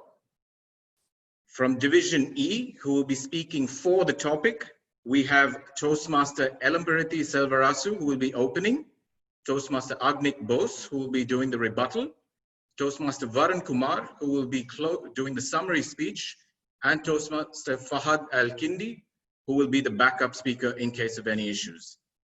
And speaking against the topic for Division D, we will have Toastmaster Gopal and Ramesh opening the debate. We have Toastmaster Ali Niaz, who will be performing the rebuttal, Toastmaster Manoj Ranade doing the summary, and Toastmaster Chaitanya Kimji as a backup speaker.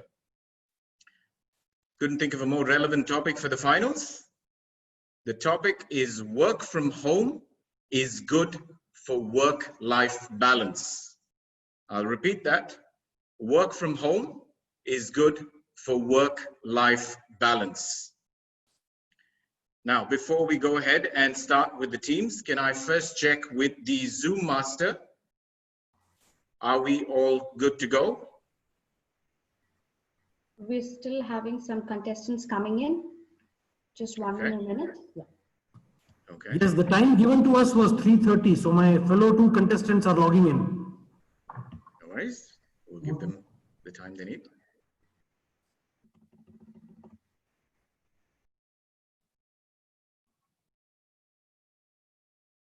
You join? Yes. All right.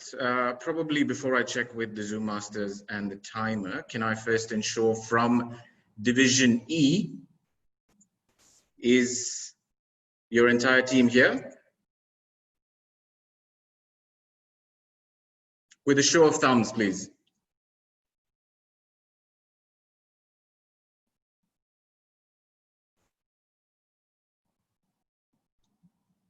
Okay. And for Division D, show of thumbs, please. Are you all here?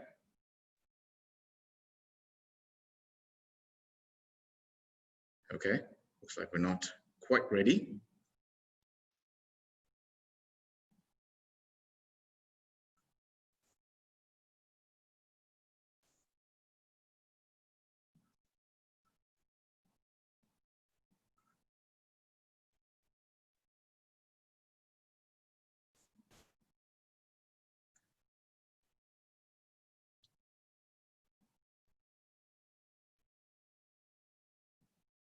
If I could kindly request the speakers, the debate participants, that their names be renamed so that we can ensure that all of them are here, to indicate that they are finalists.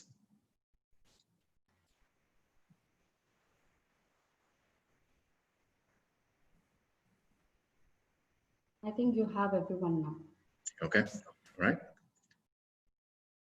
All right, Zoom Master, can you confirm that we're ready to continue? Yes, please. Okay, timer, are we ready? Brilliant. The chief judge for the finals is once again DTM Anil Vidyadharan. For me, he is the epitome of tranquility. DTM Anil, do I have your permission to start the contest? Yes, proceed, DTM Vinod. Right. To open the debate, can I welcome the opening speaker from Team 4, which is Toastmaster Elamparithi. Could you please unmute yourself? All right, Toastmaster Elamparithi, can I please, could you confirm your readiness by saying yes, you can hear me? Good afternoon, moderator. Am I audible? Yes, you are.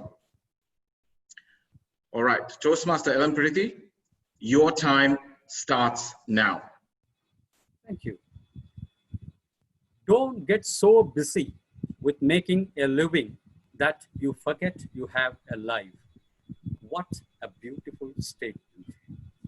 Fellow Toastmasters, debaters, and the moderator, my team and I strongly believe that work from home will certainly bring in work-life balance.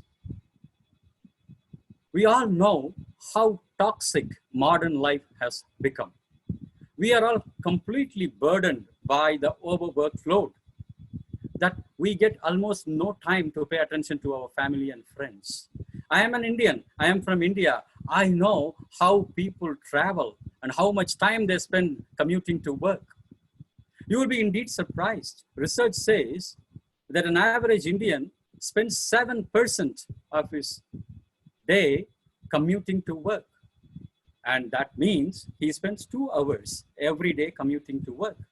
That means 40 hours a week, 480 precious hours a year. Just imagine if he or she gets this 480 hours, what all they can do. So Indians actually travel the longest, take the longest time to commute to work. But what about China? They take 1 hour. Australia, 45 minutes. USA, 30 minutes to 45 minutes. And I am going to show you what research, modern research has to say in this connection. The Center for Psychotherapy Research in Stuttgart, Germany, conducted a survey amongst commuters. And 65 to 80% of them commute almost 45 minutes each way. And they not only suffer from lack of time, deprivation of sleep, and so many fatigue and stress, they also have other problems. Most of them have compelling psychosomatic problems. 31% of the men and 37% of women need immediate treatment. And 60% of the commuters said that they have no time for their hobbies, family, or friends. And the research says the most neglected part is family, friends, and their hobbies.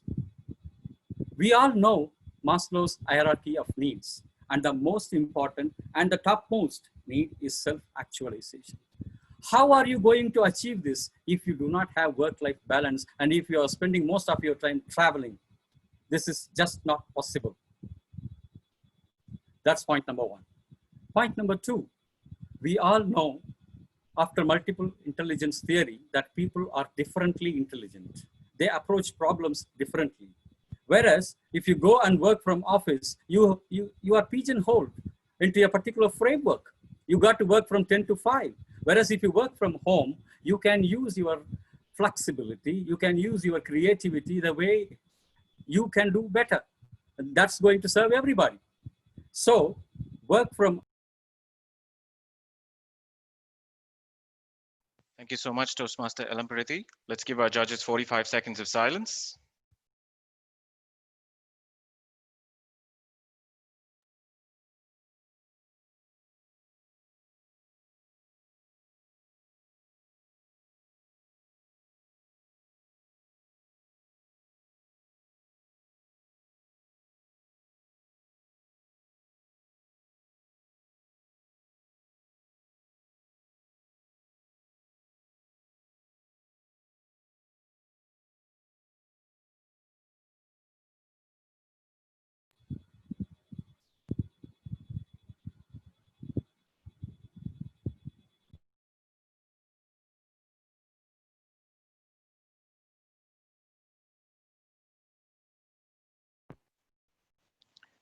Thank you, timer. Opening the debate for team against will be Toastmaster Ramesh Gopalan. Can you confirm that you're ready? Yes. All right, we can hear you. Toastmaster Ramesh Am I Gopalan. audible? Yes, you are. All right, Toastmaster Ramesh Gopalan, your time starts now. Hello. Is your laptop muted? No. Yeah. All right. Yeah. Can I hear you speak, please? I couldn't hear you before. All right, sorry. Can we please have the timer restart the time? Toastmaster Ramesh, can you hear me now? Yes, I can hear you. Thank you. All right, brilliant. Okay. Toastmaster Ramesh, your time starts now. It is said that homework grew up and became work from home. Dear moderator, august members of the House and respectable judges, we humbly request to vote against the motion that working from home is good for work-life balance.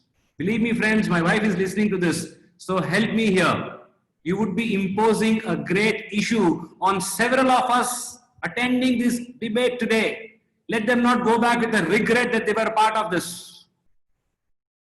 Dictionary meaning of work-life balance is division of one's time and focus between working and family or pleasure activities. Nicholas Bloom of Stanford says, working from home with your children is a productivity disaster. One may say, okay, I don't have children, I'm not married, or I'm just married. So what do I do? Friends, for some people, work is work and life is life. But for those for whom work is life, they too find the balance between them and their family time. Couple of very critical reasons why work from home is not good for the work-life balance, I'll elaborate here. First of all, encroachment. You do not want somebody from home coming to your workplace when you're busy with your work, would you? Likewise, why would you want to be at home when you're at work? Encroachment will happen all the time. Mismanagement of time. Priorities never get in place. You shift your priorities depending on that particular task which is in front of you. You do not look at what is important. You worry more about what is urgent. And when you are at home, you and I both know whatever will ever be urgent. Difficult and lacking communication. Now, what does this mean? Situational awareness is harder to develop when a team member is remote. And given the various communication options, you want to strike the right balance between roping in folks unnecessarily and involving them proactively. Friends, for some people, 24 hours is not enough to complete work. For some people, working 8 hours is very satisfying. It is not whether you are at home that gives you the advantage. It is who you are as a person at work that demonstrates how sincere and serious you are. If you are working from any place that you want to work from, outside the home, you would not just be successful, you and your family would be happier. Therefore, please vote against. Thank you, Toastmaster Ramesh. Let's give our judges 45 seconds of silence.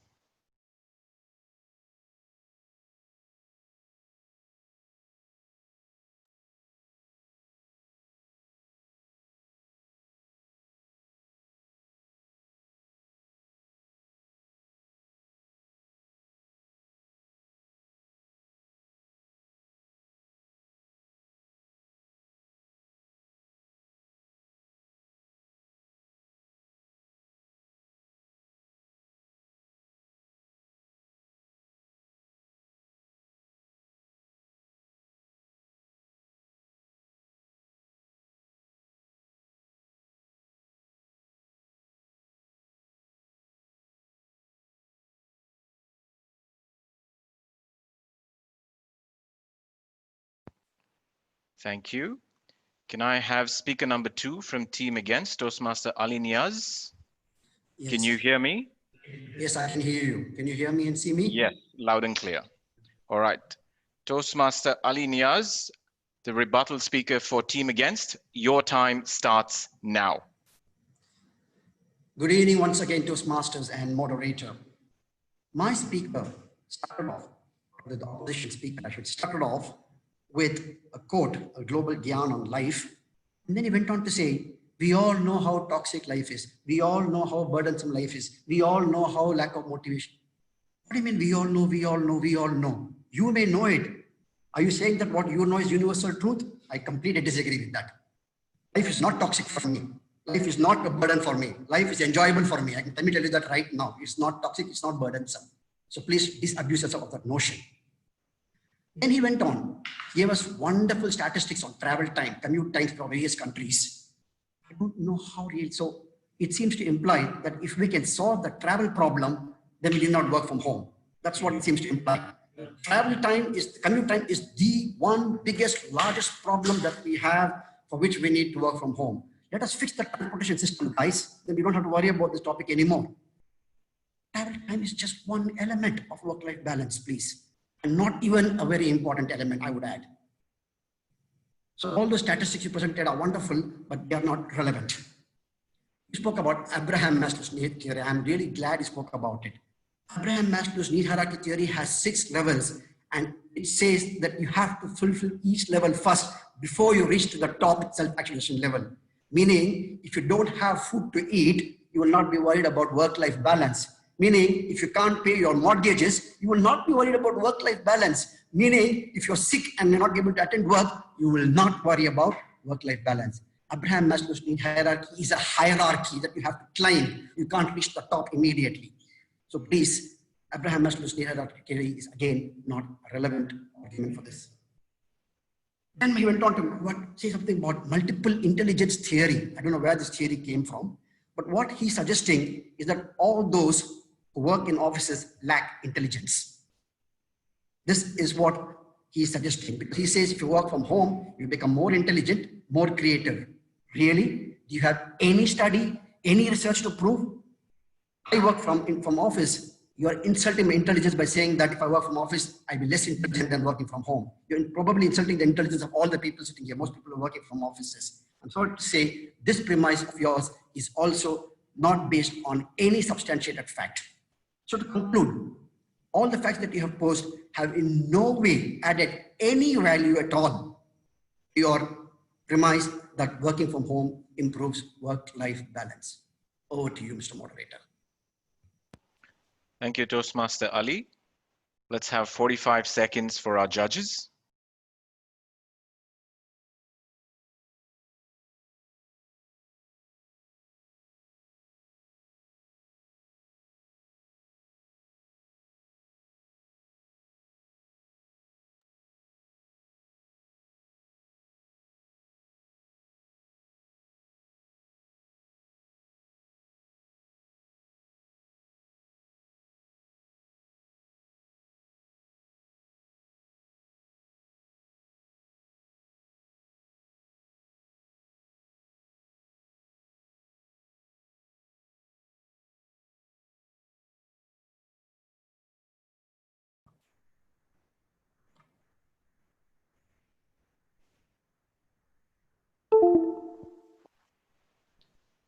Thank you so much. Now, can I have speaker number 2 from team 4, Toastmaster Agnik Bose?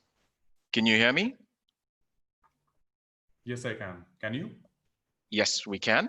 All right, Toastmaster Agnik Bose doing the rebuttal for team 4. Your time starts now. Working from home doesn't mean that you lose the sense of professionalism. It means that you have to create the warm work environment to become more productive than ever. Quoted by Richard Branson. Working from home makes you an attentive husband. Quoted by my wife. Good afternoon, moderator, and my worthy opponents who loves to be at the office only. My worthy opponent kept on asking, crying for help. Help me, let me help you now.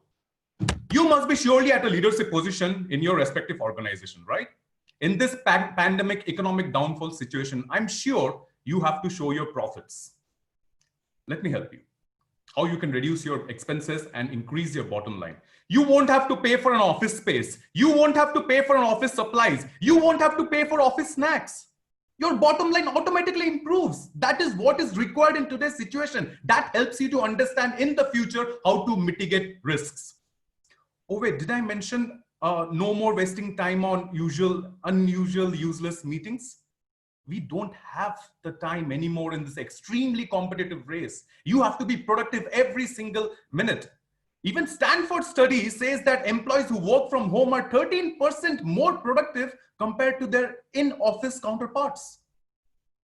My worthy opponents also said that our family, our kids who are working from home, their kids, they come, what to do, dad, what to do, dad. The encroachment is always there. Let me also tell you, the encroachment is always there even during the office, inside the office. Because even in the office, your juniors will come to you, what to do, sir, how to do this, sir. Rather, you can always push them to the restriction of work from home so that they can be comfortable and do more PR, because you can always do parallel works. You need not have to be in one window. You can always have parallel. You can get productive every second. And guess what? At home, you can hire the best because the boundaries doesn't matter. You can always hire freelancers. You can always hire good candidates across the world. They can be the part of your team. At the same time, when you do that, you get an increased insight in the others' markets. Guys, we are here talking about work-life balance. Our worthy opponent said working from home is almost equivalent to 24 hours work schedule. Why? You can still follow the 8 hours work schedule at home. That shows your professionalism. We are talking about professionalism out here. Work-life balance always, when you're sitting at home and you're working, you do know at the subconscious mind that there is another world sitting right outside the door for you. And they're there for you. Just like how even the management of your company is there, even your family is there for you to help you around the good times. It's understandable that work from home definitely creates a work-life balance. Thank you, and over to you. Thank you, Toastmaster Agnik. Let's give our judges 45 seconds.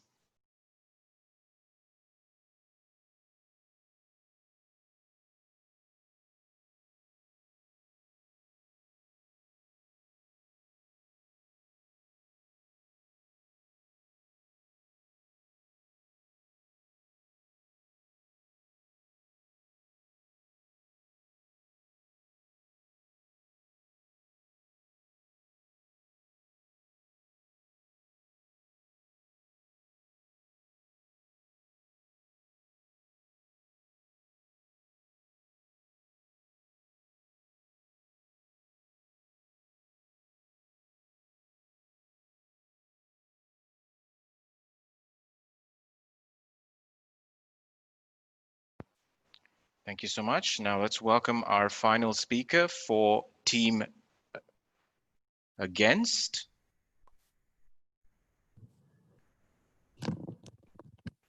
Toastmaster Manoj Ranade. Can you hear me? Yes, I can hear you. Can you hear me and can you see me as well? Very well. Thank you so much. Toastmaster Manoj Ranade, the summary speech for Team Against. Your time starts now. Thank you. This is the best moment for me to be in today's debate because I specifically wanted to take part in this final debate. The topic is so close to my heart, and I'm glad that I'm speaking against it. Working from home is good for work-life balance. I'm speaking against it. Working from home is not good for work-life balance. Our opening speaker, G. Ramesh, earlier defined what is work-life balance. And it is about division of time. Division of time so that one can focus on work when he's at work and he can focus on home when he's at home. This division is very important, and this division can be achieved only if these two responsibilities are handled independently. Next was about encroachment, and this is a fact. Many of us have been working from home. When you are working from home, you find your family members intruding into your workspace. And not only that, you at times intrude into their home space as well. So encroachment happens both ways. Another valid and important thing is mismanagement of time. And this is a fact with many of us professionals. An 8-hour, 10-hour, or 12-hour job, which you can do and dust it at office, you end up doing literally be available 24/7 because you are working from home.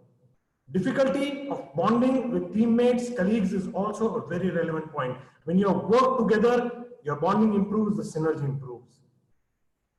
Finally, he said that it depends on how productive you are. So if you are productive in your workplace and if you are productive on your home front as well, you can strive work-life balance much better by not working from home. The rebuttal speaker also gave that we are not here to see life as a burden. We are here to enjoy life. Better work-life balance helps you better enjoy life. So it's not just about rhetorics. You need to have some facts and figures. Travel time is an issue with many countries, but you can make positive use of that travel time. You can read, you can meditate, you can do so many other things. Then working in office. Thank you so much, Toastmaster Manoj. Let's give our judges 45 seconds of silence.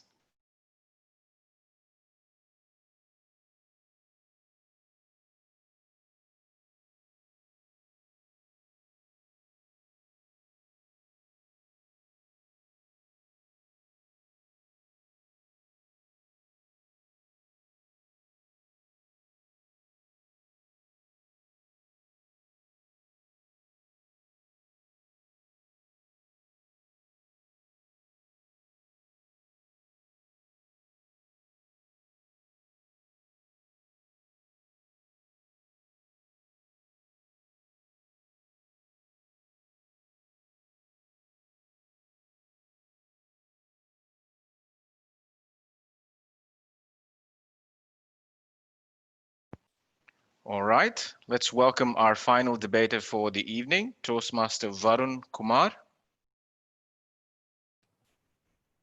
Can you hear me? Good evening, moderator. Am I audible? Yes, you are, and we can see you very well as well. All right, the closing speaker for Team 4, Toastmaster Varun Kumar, your time starts now. Don't get so busy making a living that you forgot to make a life. Respected moderator, fellow debaters, and my very busy friends, a very good evening. Now, let me ask you a question. How many of you work for 8 hours a day? Now, this is the default answer, but for all of those who think they work for 8 hours, please add 2 hours extra because you forget the travel going and coming back from the audience. Now, in today's debate, we've been debating all day. Now, for me, it's very simple. I switch off the screen, my family is just in the next door. But for many of our debaters, including my teammate Toastmaster Elamparthi, and perhaps my opponents as well, they still have to drive back home all the way to their families. Now, for those of you who are asking, what's so harmful in driving back home? Let us look through the arguments forwarded by my team. Toastmaster Elamparthi, Stuttgart, Germany's research, which state that 65 to 80% of the people are deprived of time because they're busy getting back and to from time, resulting in psychosomatic problems, need immediate action for all these things. And let's not forget, what are you going to do with all this time when you save it? And what are we going to do with all this time? We still have a work. There is still a life that comes after the work. That's why it's called a work-life balance. Let's not forget, Richard Branson said it himself that working from home doesn't mean you're losing your professionalism. Working from home just gives you that compartment to have your work and live your life also as well. I've lived in India. I've worked in India, Dubai, and Oman. Let me tell you, don't take driving back home so slowly. It steals time away from your family. And what can you do with that time saved? Just spending that much time with your wife and your son saying, babe, how was your day, can go a long way in making your life much richer than you are working for right now. Nothing else, sir. Resolved. Back to you, moderator. Thank you so much, Toastmaster Varun. Let's give our judges 2 minutes of silence.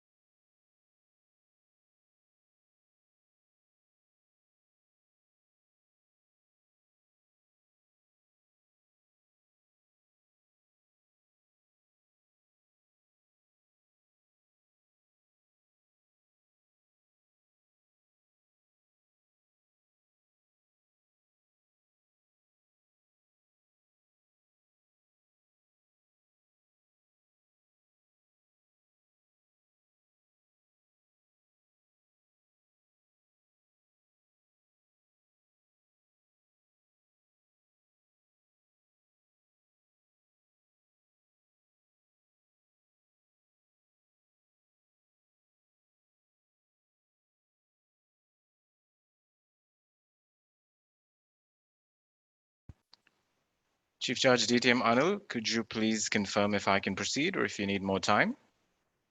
Yes, you can proceed. Thank you so much, DTM Anil. And that brings us to a close of what has been a riveting 8 hours and an unfortunate last 2 minutes where you had to stare at my face. Now, if I had to weigh in on the final topic, I don't know about work-life balance, but after 3 months of sitting at home, I'm just glad that my pants still fit. With that, I'd like to hand it back over to our lovely and charming MC, Toastmaster Vijaya Sugumar. Thank you for the opportunity. Thank you, DTM Vinod.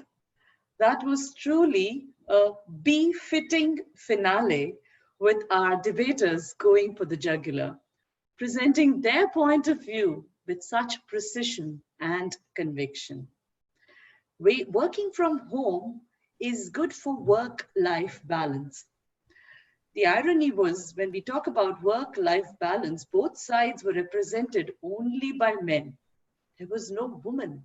And what is life actually without a balance of a man and a woman?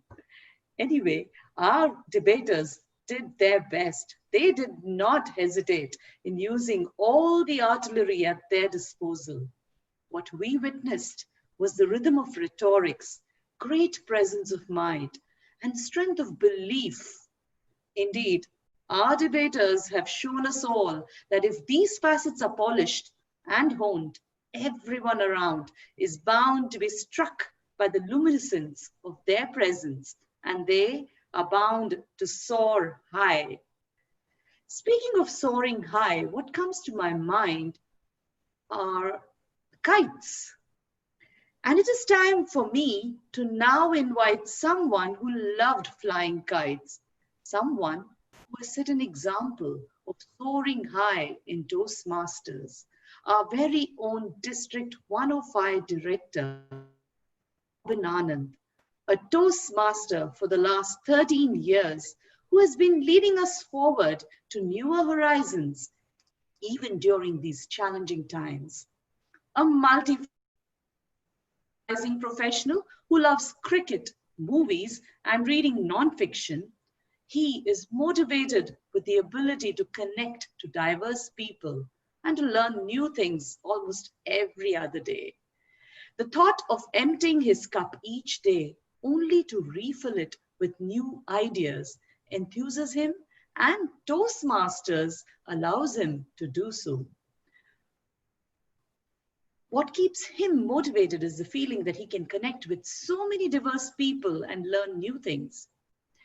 Now, it was one such idea that led to this dream coming to fruition, his dream of building a strong debate culture in District 105.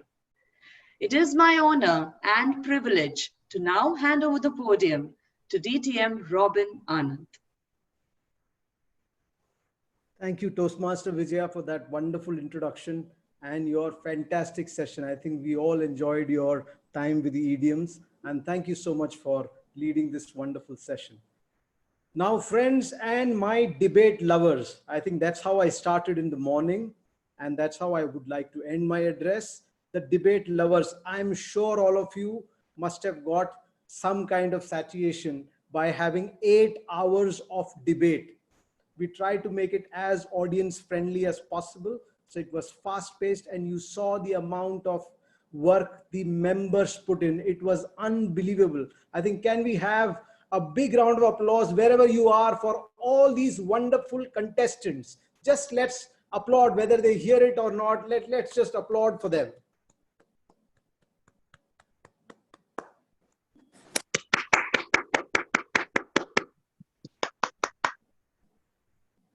Now, of course, it's just not been the contestants alone. It's been the moderators, the MCs, and all the other organizers who have played their part, including the division directors. I think DTM Rania did a fantastic job of thanking all of them. But, you know, the amount of work they have done, we feel like to keep thanking them. But I think we need to move on, and I would like to highlight some interesting things. First of all, I have a surprise for all the finalists, because we don't have a winner yet. All the 8 finalists, the district will be giving them a Bluetooth headset as appreciation for making it to the finals. So congratulations, you deserve it. Now, the other important facet is, I think, as Toastmaster Vijaya mentioned, I think this debate will go a long, long way in setting up the debate culture in our district. Yes, we had a few divisions which were extremely strong in terms of having a debate culture. But now today we have seen that the debate culture has gone across the district in all the divisions, because we had representations from all divisions, and we saw the fantastic contributions from all the teams towards today's debate, and the enriching content that we saw was brilliant. Now, I would also like to highlight the role of the mentors here. Of course, the experienced clubs had many mentors, but there were some of the mentors of these experienced debate clubs who volunteered to coach some of the divisions who are not so experienced. So let me just name these 5 Toastmasters who volunteered and who have helped the other teams. Distinguished Toastmaster Ganesh, Distinguished Toastmaster Saumya, Distinguished Toastmaster Ramesh Anantaraman, Toastmaster Anuradha, and Distinguished Toastmaster Karthikeyan. So I think they all deserve a round of applause. Can we have a round of applause for all of them? And now I would like to start the audience voice by asking 2 of them to speak for a minute each. Now, these 2 of them have been selected by the 2 of them who are coached the winning teams or the finalists. So I would like to first give 1 minute to Distinguished Toastmaster Saumya. So can Sharon unmute Saumya, and can we hear from Saumya, how was her experience coaching Division D?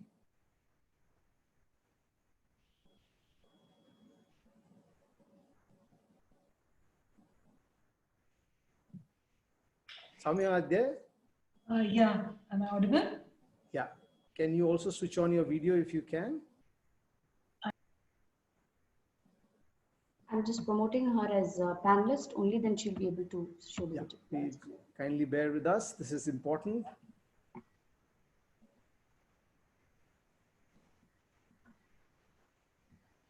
Is it okay? Yeah, please go on. Thank you so much. This was a googly, Robin, you didn't tell me that I would have to speak. I think I had a fabulous time. I wouldn't say coaching the team, I would say working with the team, because all 3 of them are excellent speakers and such enthusiastic Toastmasters.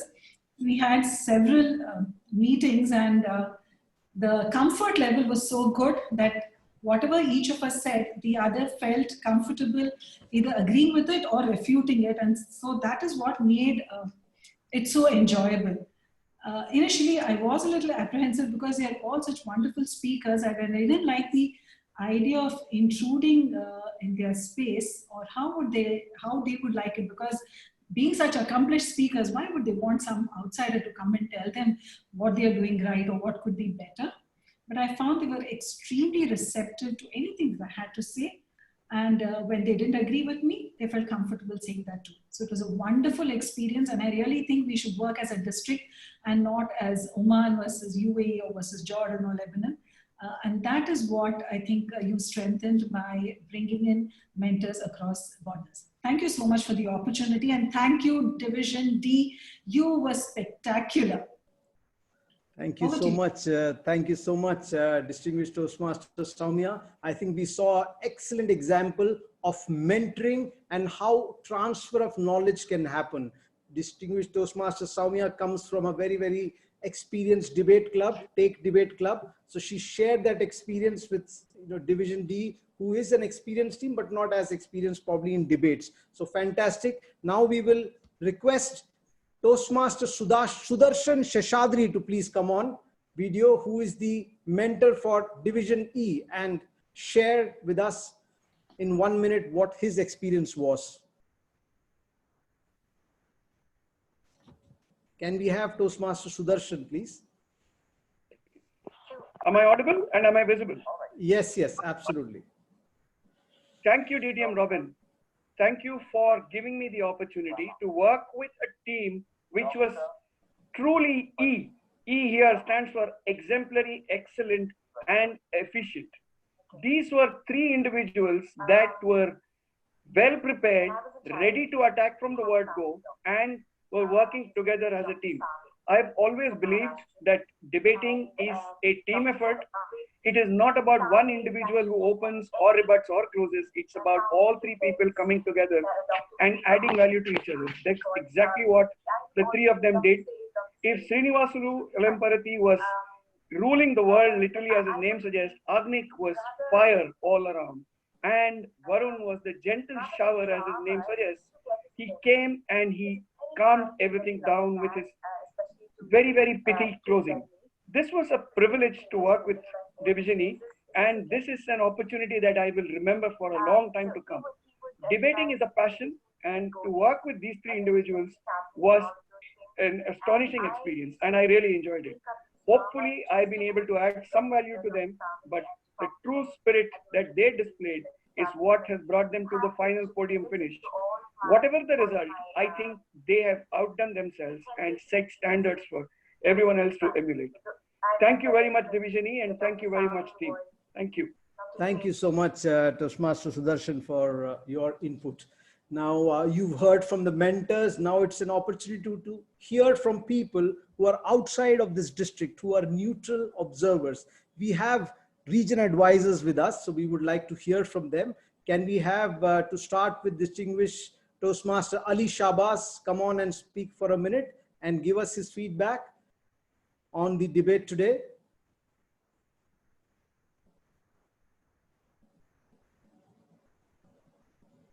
Is TTM Ali Shabazz there? Okay, we have distinguished Toastmaster James first. So let's hear from James and then we can go to distinguished Toastmaster Ali Shabazz. Yes, Region Advisor, distinguished Toastmaster James, can we hear from you, your feedback? Yes, good afternoon, District Director Robin and the entire District 105 team. Well, as they said, charity begins from home, and debate also. We have this debate from our parents. You know, they have the special skill of converting simple discussion into debate. It is your discussion with your siblings, with your schoolmates. Well, we do differently in Toastmasters. It is not about whether you made a point. It is not about whether you refuted or rebutted. It is not about whether you convince the audience to take side with you or agree with you. It is about expressing yourself in a graceful manner, in a Toastmasters manner. Just imagine if you're able to develop this skill as Toastmasters and sharing with others, what a beautiful world will it be today. So I encourage all the fellow Toastmasters to maximize and take this opportunity to utilize our God-given gifts such as this to communicate and express without agreeing with sympathy and disagreeing with understanding. With this kind of skill, we can make this world a better. So I would like to congratulate District 105 for coming up with this nerve-wracking.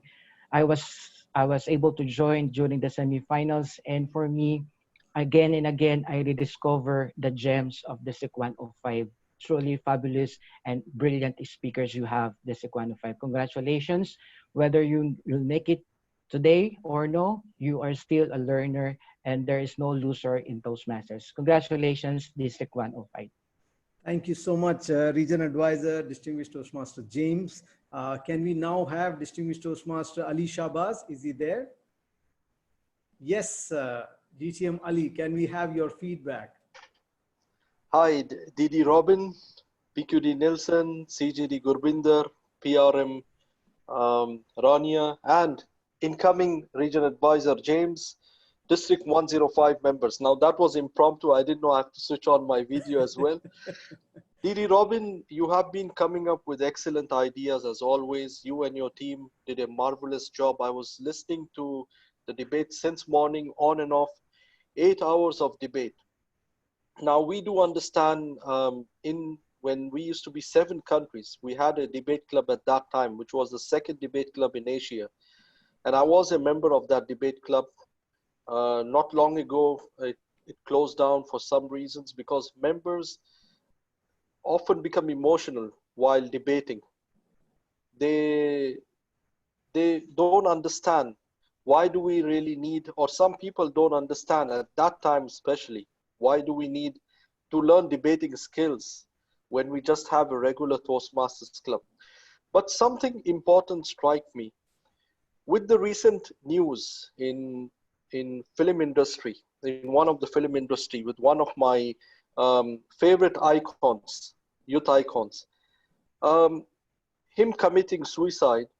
I was watching one of his interviews where he clearly mentions that he is an introvert.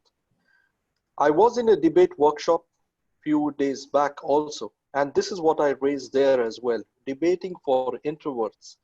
Now, even in Toastmasters, I saw a lot of introverts who don't speak up, whether it's a club business session, whether it is any place where they are supposed to express their ideas. They either shy away or they feel what will be the consequences if I speak. Now, this debating skills, what we saw today, is very, very much important during these times. People are depressed. People have a lot to speak. People are worried if they speak, what's going to happen. But what District 105 did today is a very trending issue. I don't know if that was there in D.D. Robin's mind, but it's a very trending issue where we see a lot of introverts among us. I myself am kind of an introvert. And if it wasn't about leadership skills that I learned, I would still be an introvert. So debating skills are very important for everybody to understand, other than debating methodologies, what school of debate you're following. I'm not getting into technicalities, but skills per se are very important for us, for younger generation to express their ideas. And while expressing their ideas, they shouldn't be emotional if their ideas are rejected. And this is what debating culture in 105, what I see the cycle has started, and it must go on every term. We don't have to increase a lot of debate clubs, because then what happens, people would feel, if I'm not part of a debate club, I can't debate. That's very good if there are debate clubs, and they have been doing a wonderful job. But what 105 has done today, whether you are a professional debater or not, here is your opportunity. So great thing to begin with. Please continue this cycle. And I would like to be a debater myself someday to check whether I kicked off the introvert person inside me or not. Thank you very much, D.D. Robin and District 105. Thank you, DTM Ali, for those kind words and also some insights on how debating can help us during these difficult times. So thank you so much. And just to inform all of you, we have a lot of advanced clubs who regularly debate. So all of you watching, if you want to join, please feel free and let us know. We can guide them to you. And there is also a specialized debate club in the district. So now I would like to ask the other incoming region advisor, distinguished Toastmaster, our very own Sunil Kotaratil, if he's there, can you please step up and speak for a minute and give us his feedback? Sunil? Yes, hi, good evening, DTM Sunil. Hi. Yeah. We all can debate on whether employee first or customer first, whether chicken first or egg first, whether kitchen first or salary first. However, without any room for debate, I'm assured today that District 105 is the best. Congratulations, D.D. Robin and the entire team of District 105 under his able leadership, who worked hard behind this first ever District 105 debate contest. Wonderful job. I'm a firm believer that Toastmasters education program has all the elements in it to meet the need of anyone.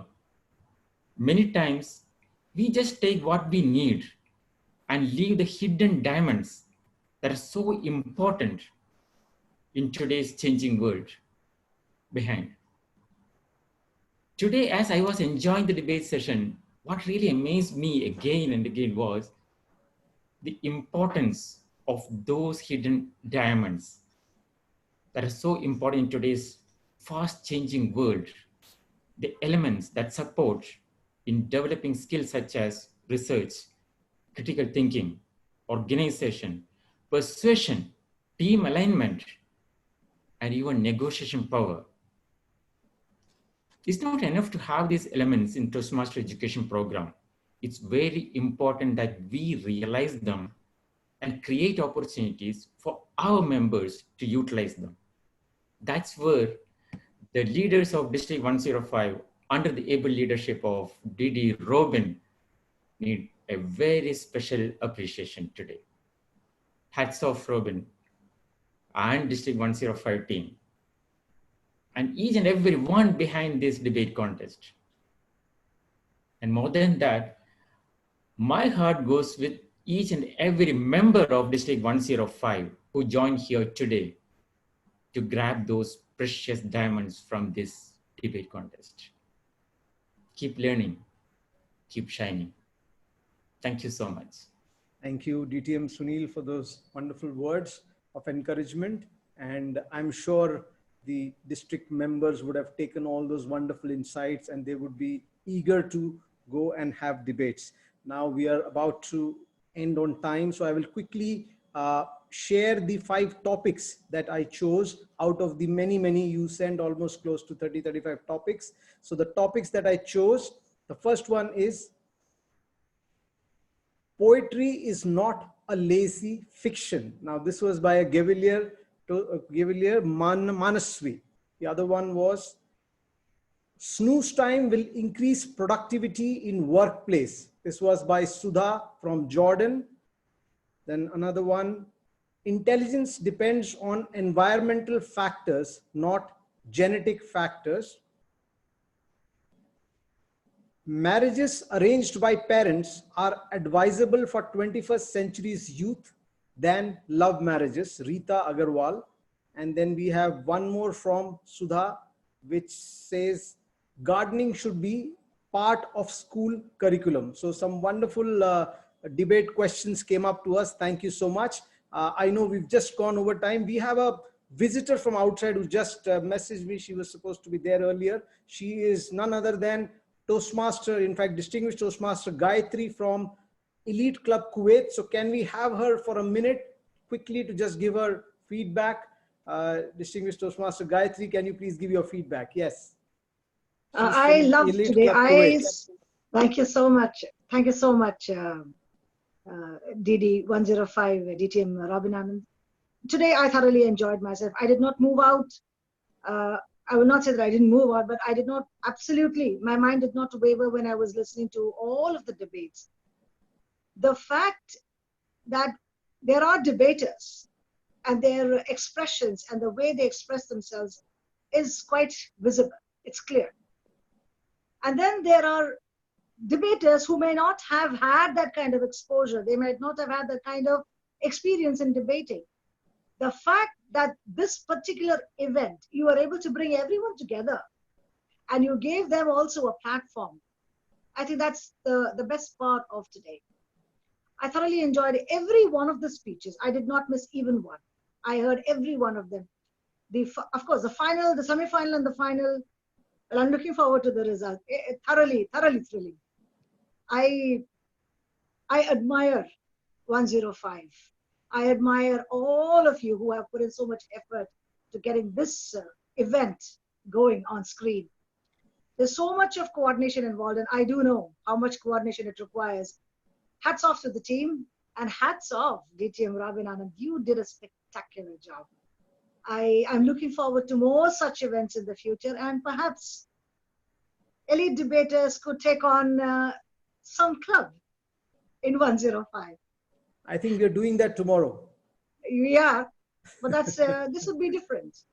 That's on an unofficial platform. Sure, on a very friendly basis. Why not? Thank you so much. Thank you so much, Thoroughly DTM Gayatri, for your feedback. Thank you so much. Before I hand it over to the MC again, let me just tell you, the team that has worked behind this, the core team, has done a fantastic job. They have done everything from the scratch just in 2 weeks. So they've spent hours and hours putting this together. So however I cannot make it up to them in this 1 or 2 minute speech. So we will do something where you can come to know more about how they went about it. But with this, I would like to hand over the session back to the Master of Ceremony, the able and dynamic Toastmaster, distinguished Toastmaster Vijaya.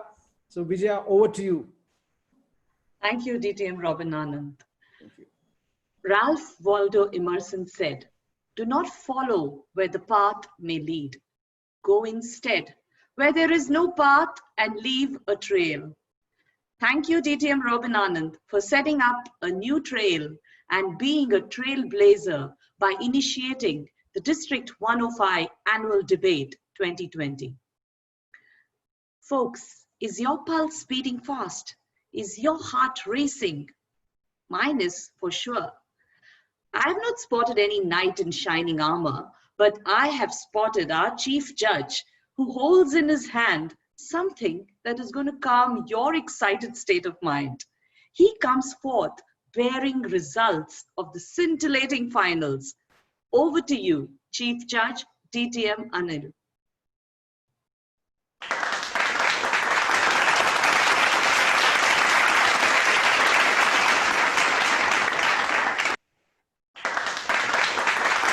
Thank you.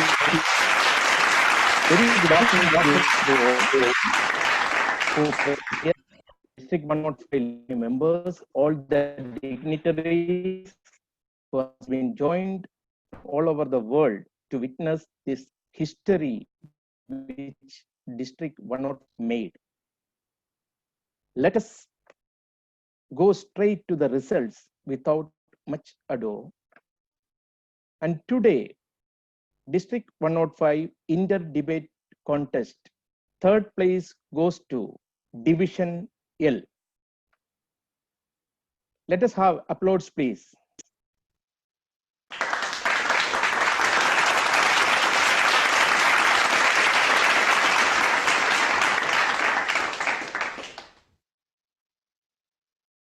And in the final, between Division E and Division D, the second place goes to Division E.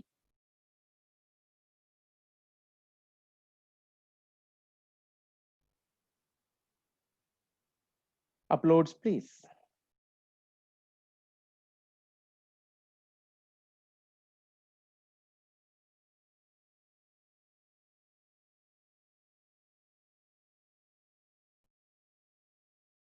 And the champion of first ever District 105 Inter-Division Debate is Division D. Please put your hands together. Congratulate Division D.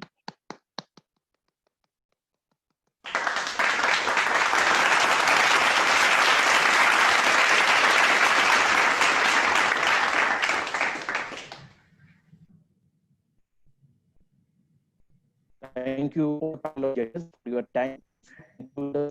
Over to you, MC. Thank you, DTM Anil. Congratulations, Division D. And what an amazing day this has been. A complete celebration of opinions, perspectives, and of the power of wit and wisdom. It has indeed been an unforgettable event. Congratulations to the winners and to those who didn't win the title today. Let me assure you, you made it tough for them. You are winners too. For the best part of competition is that through it, discover what we are capable of and how much more we can actually do than we ever believed possible. The only limits are the thoughts in our mind.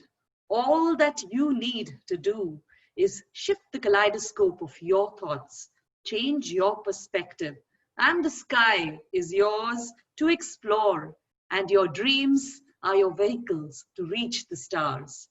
As I take leave this evening, I would like to thank you all for being such an incredible audience. It has been a dazzling gem of a day, a kaleidoscope of vibrant, myriad jewels that have enlightened and enriched our thoughts. Goodbye, stay safe and secure.